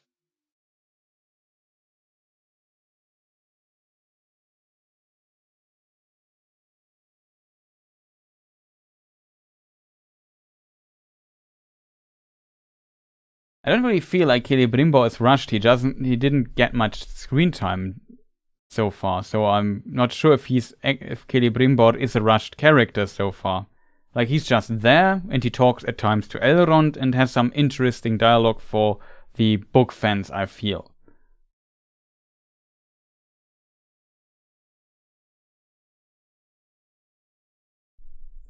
But I also hope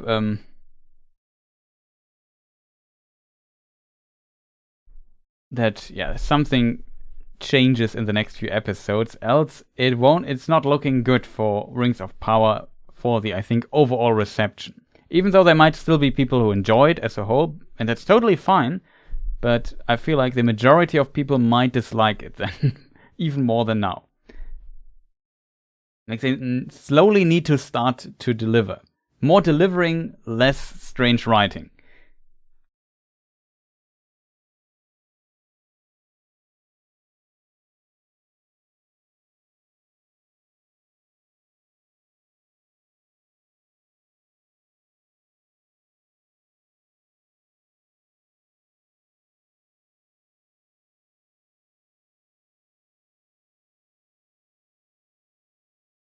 But yeah, this episode is special. I'm very curious how it will be debated online. Even though I know there's a lot of negativity and sometimes no civil discussion is possible. Michael says, I think this episode 4 was best. I think you also mentioned that before. As said, I can, like I said, if I would just, I'm not sure how to say this. Like, everybody has a different weight to certain elements of an episode or whatever, like a book, film, whatever, a video game. And if your weight is like a bit, how you weight certain elements of that is different, then of course it makes sense that you might like it. As said, this episode had some strong moments, I feel, and it could also portray some emotions here and there. So I can definitely see that you might have enjoyed episode 4 the most so far. I'm just, though I feel like from my but from my perspective, that a lot of people might struggle with this episode quite a bit. Simply because, as we try to elaborate, it's a weird episode. Like, the main plot beats are not that bad. I think they're actually pretty decent at times. But I feel how they are connected, there the episode struggles quite a bit.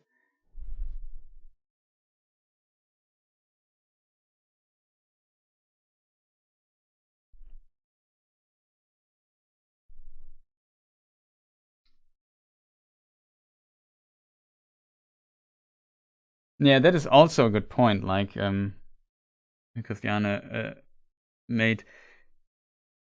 The problem is, who read the book, or who read the books, has its own film in his head. If the show is too different from your head canon, it feels off. Yeah, that's definitely true.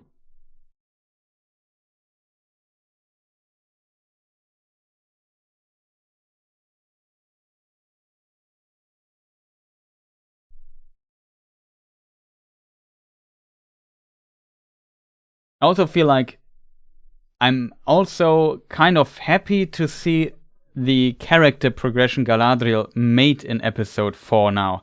Because I feel the Galadriel we got before, we discussed this in quite a bit, felt like she didn't develop too much into the right direction previously. Or not the right direction, but yeah, exactly. For everyone, the vision of the book or how they would make it is different. Exactly. And with for some, it resonates better than with other people. The problem I always had with Galadriel was, like, she was so different. Like, for me, for my taste, episode 1 Galadriel was too different from how I imagined a second age Galadriel. Like, very far off. And I get that they try to slowly develop her to maybe over a long development to where we might recognize her a bit easier. Let's have her like a huge character development over time. But she definitely was a bit too over the top for my personal taste, and they didn't give her enough room for this character development in the first 2 episodes. Only with episode 3 it started, and I felt like it could have started earlier, and then they had to rush her development in this episode. That I feel like is somewhat a problem, though I kind of look forward to what they do further with Galadriel from this point on. But just how we got here felt a bit off.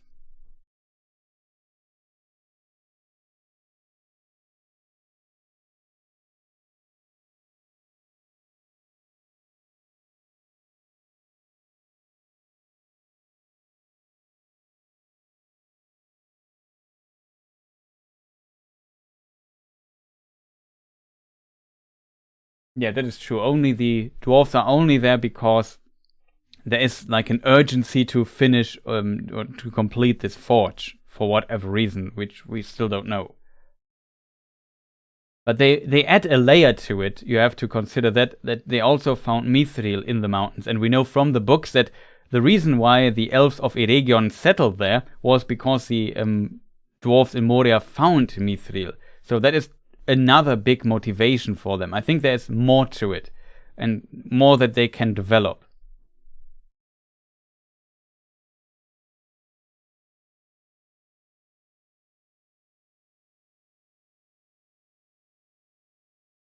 Yeah, I agree with Rotan. Galadriel came off a bit too intense from the start. I think she fits now. I agree. I think we made a poll, and I think it was chat was kind of split, if I remember correctly.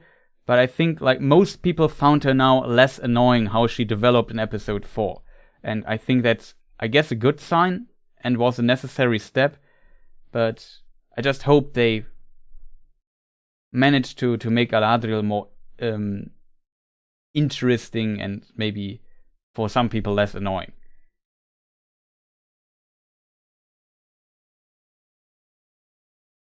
Yeah, that is true. Disa is really a cool character in that regard, as a female character in the show.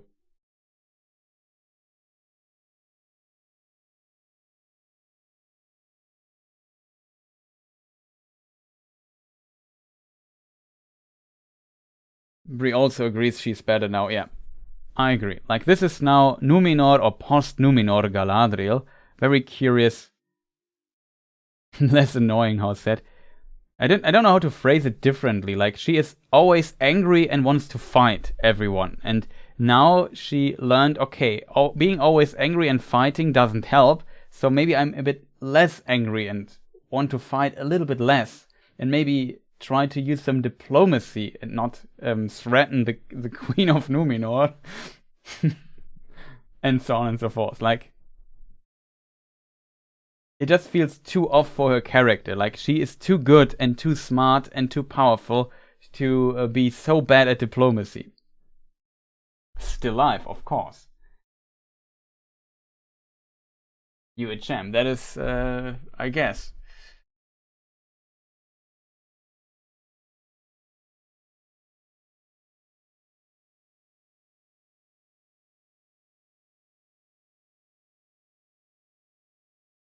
Yeah, that is the most funny thing, that she learned how to be more diplomatic from Halbrand, who is, I guess, a chaotic or evil character. Is it post-Numenor or post-Halbrand? Well, I guess next episode it will be post-Numenor. I think she will leave next episode. We will see her sailing off with an army or something. And probably, I'm not sure, really hard to tell what they do in episode 5. I feel like they still have some stuff to do in Middle Earth. And they have to also show a bit of Harfoot action again.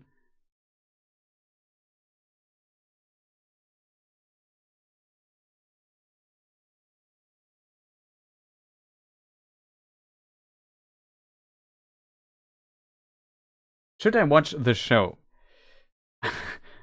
I would say depends.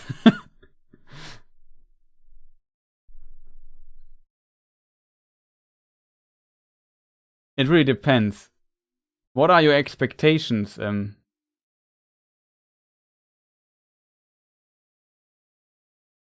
If you like the book lore and stuff, you really should maybe, I don't know, look into a few reviews. Maybe wait 1 or 2 more episodes. Something like that. Really hard to tell. Like, so far the show feels a bit like all over the place. It's not completely bad, but it's also not completely awesome. It's kind of in the middle, but it has sometimes some spotlights of awesomeness in it.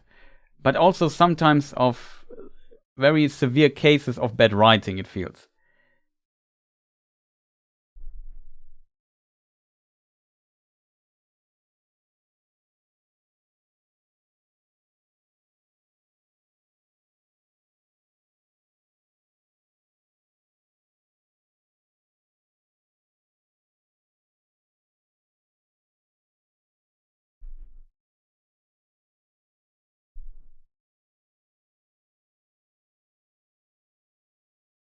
Yeah, Halbrand comes with her.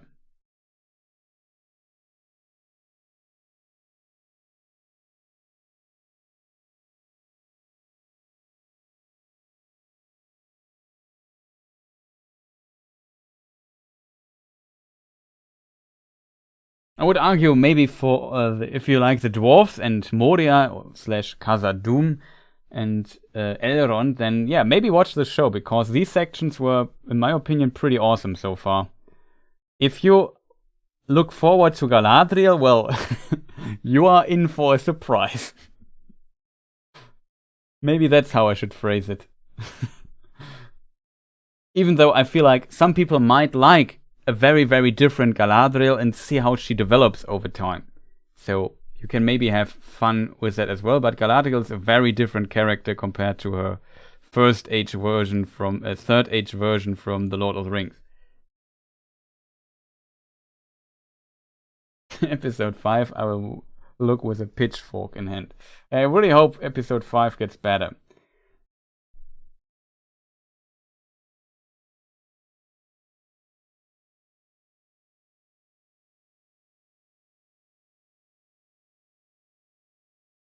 Yeah, Elendil also pretty great character so far.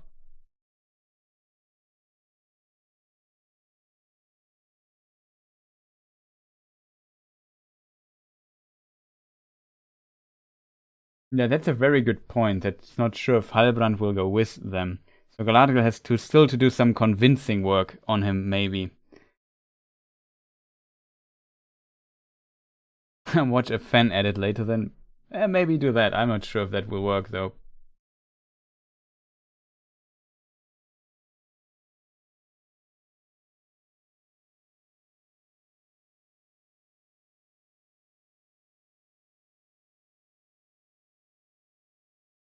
Are there any fan edits already out of Rings of Power? Would be interesting to know. I like the dreamy Isildur.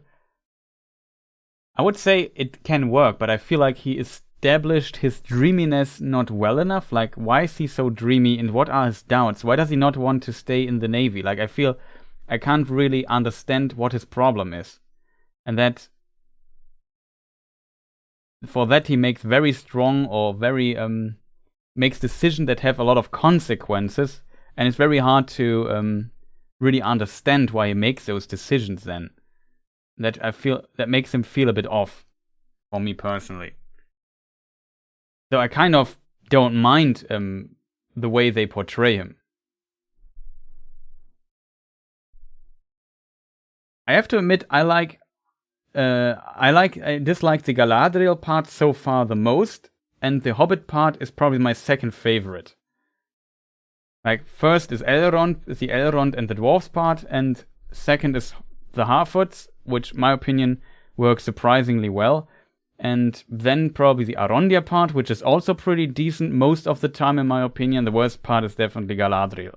and Halbrand and her stuff. Even though episode 3 definitely was a pretty good episode for Halbrand, I felt like.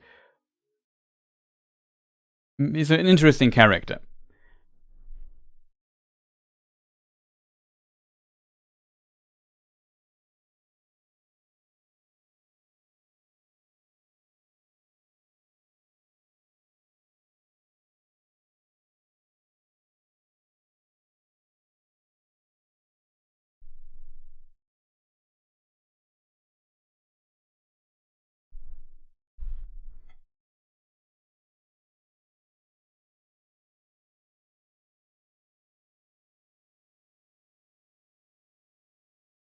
Okay, so oh, I just wanted to render my my credits here really quick.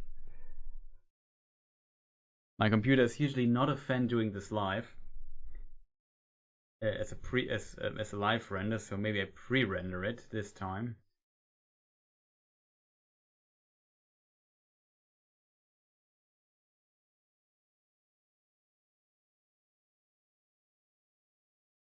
All I have to do is just find where to place it.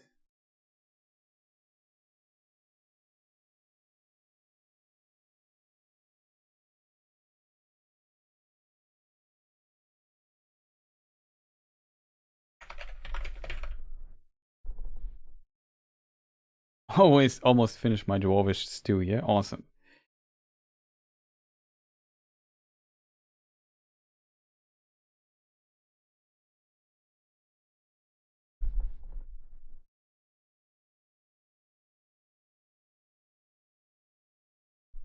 I would prefer if Elendil was given charge of the army. Yeah, maybe. We have to see how it works out. I think Elendil also goes with them to Middle-earth. How much command he has there, we will find out.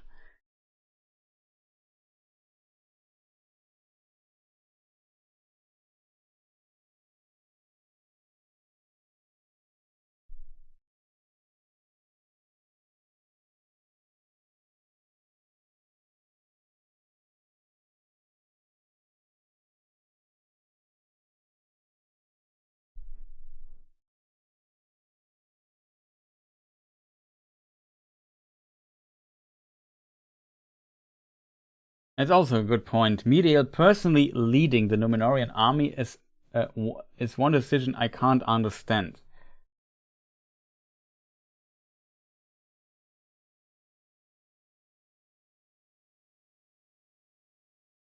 Yeah, it's really strange that she doesn't send Elendil or so. I'm not sure, but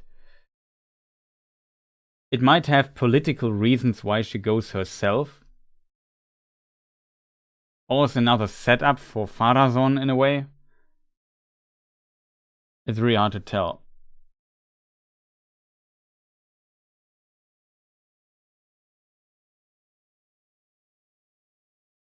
Nah. I think Miriel doesn't trust Elendil enough so far.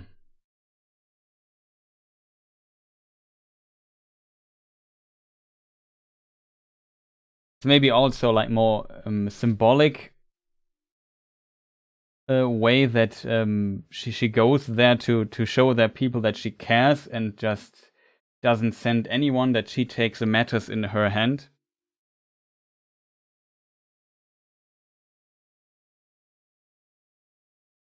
Yeah, very hard to tell.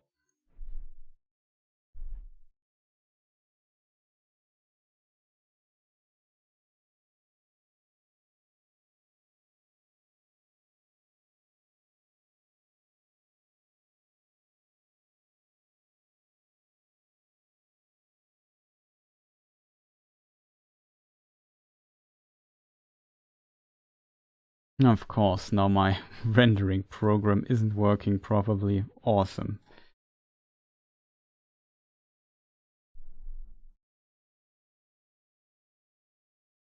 I'm able to produce a frame.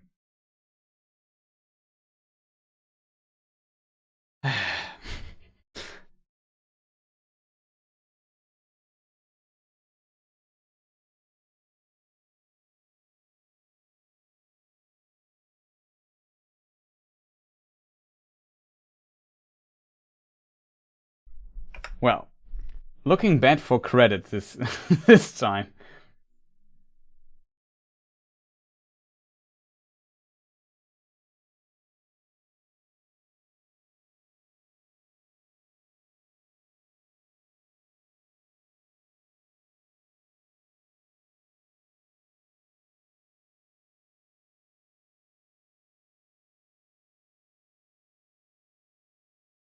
Yeah, hard to tell what they will do with Medial there.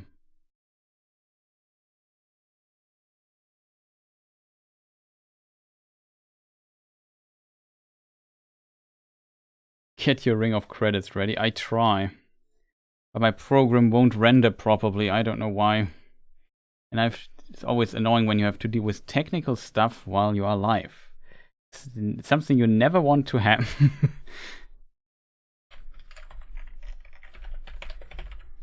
But yeah, I really need to end the stream now very slowly. Are there further questions, suggestions, ideas?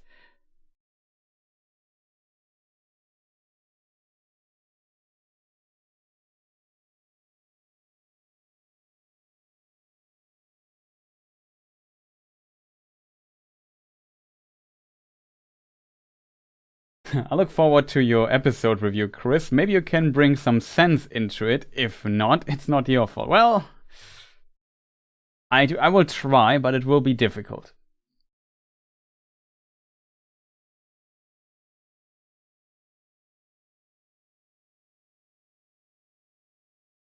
We are still polling? Well, we haven't done a poll in quite some time, but it was a lot of fun having these polls at the beginning.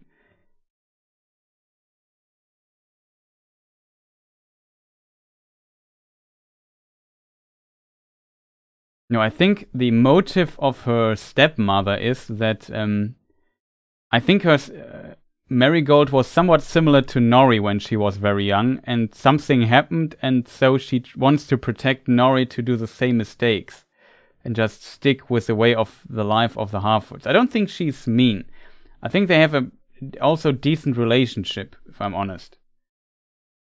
But I think it's an interesting character as a result.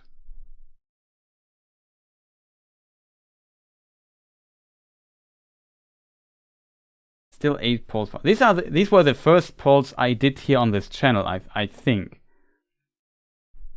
I did one poll when we did the live stream thing, with the roundtable thing last Wednesday.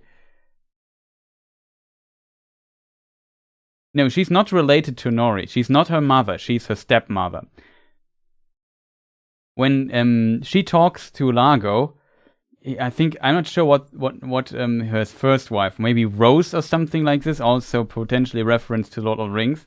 His first wife was Rose, and with this wife he had Nori, and then his wife died, maybe in, I don't know, whatever reason, and then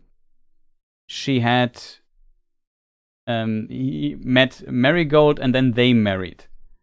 And you can read this information that she's a stepmother in the, like, if you have Amazon Prime, there's these explore, whatever, discover characters thing, and then you click on Marigold, you get some information, bonus information on her.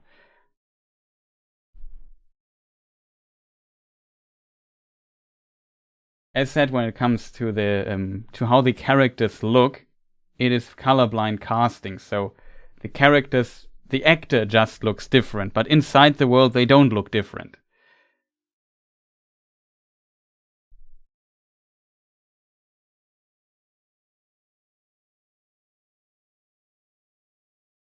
Like Miriel and Farazon are also first cousins.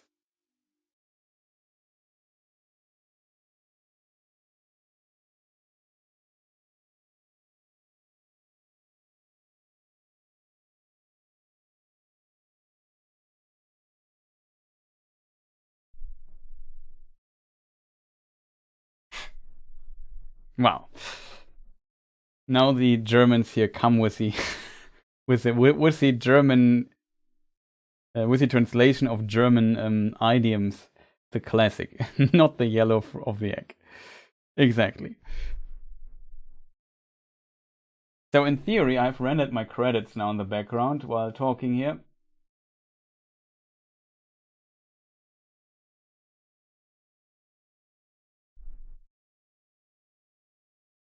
Oh, I saved them elsewhere. That's unfortunate.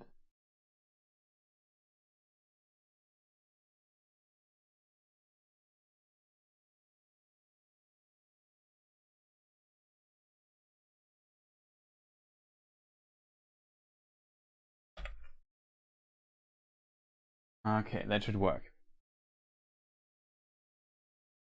Okay, I hope you can hear me again, no?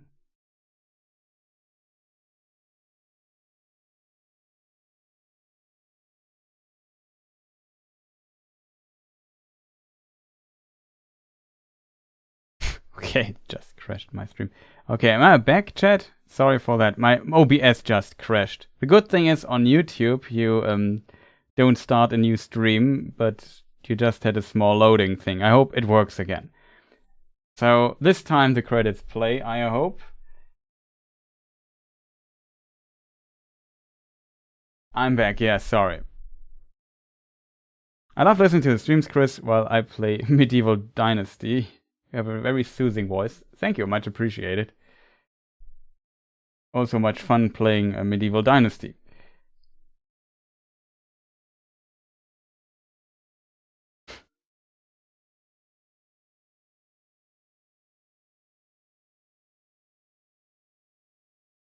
But yeah, shoutouts to all the people supporting me and subscribing and membership stuff and so on and so forth. Also, if you enjoyed this stream, feel free to press the like button.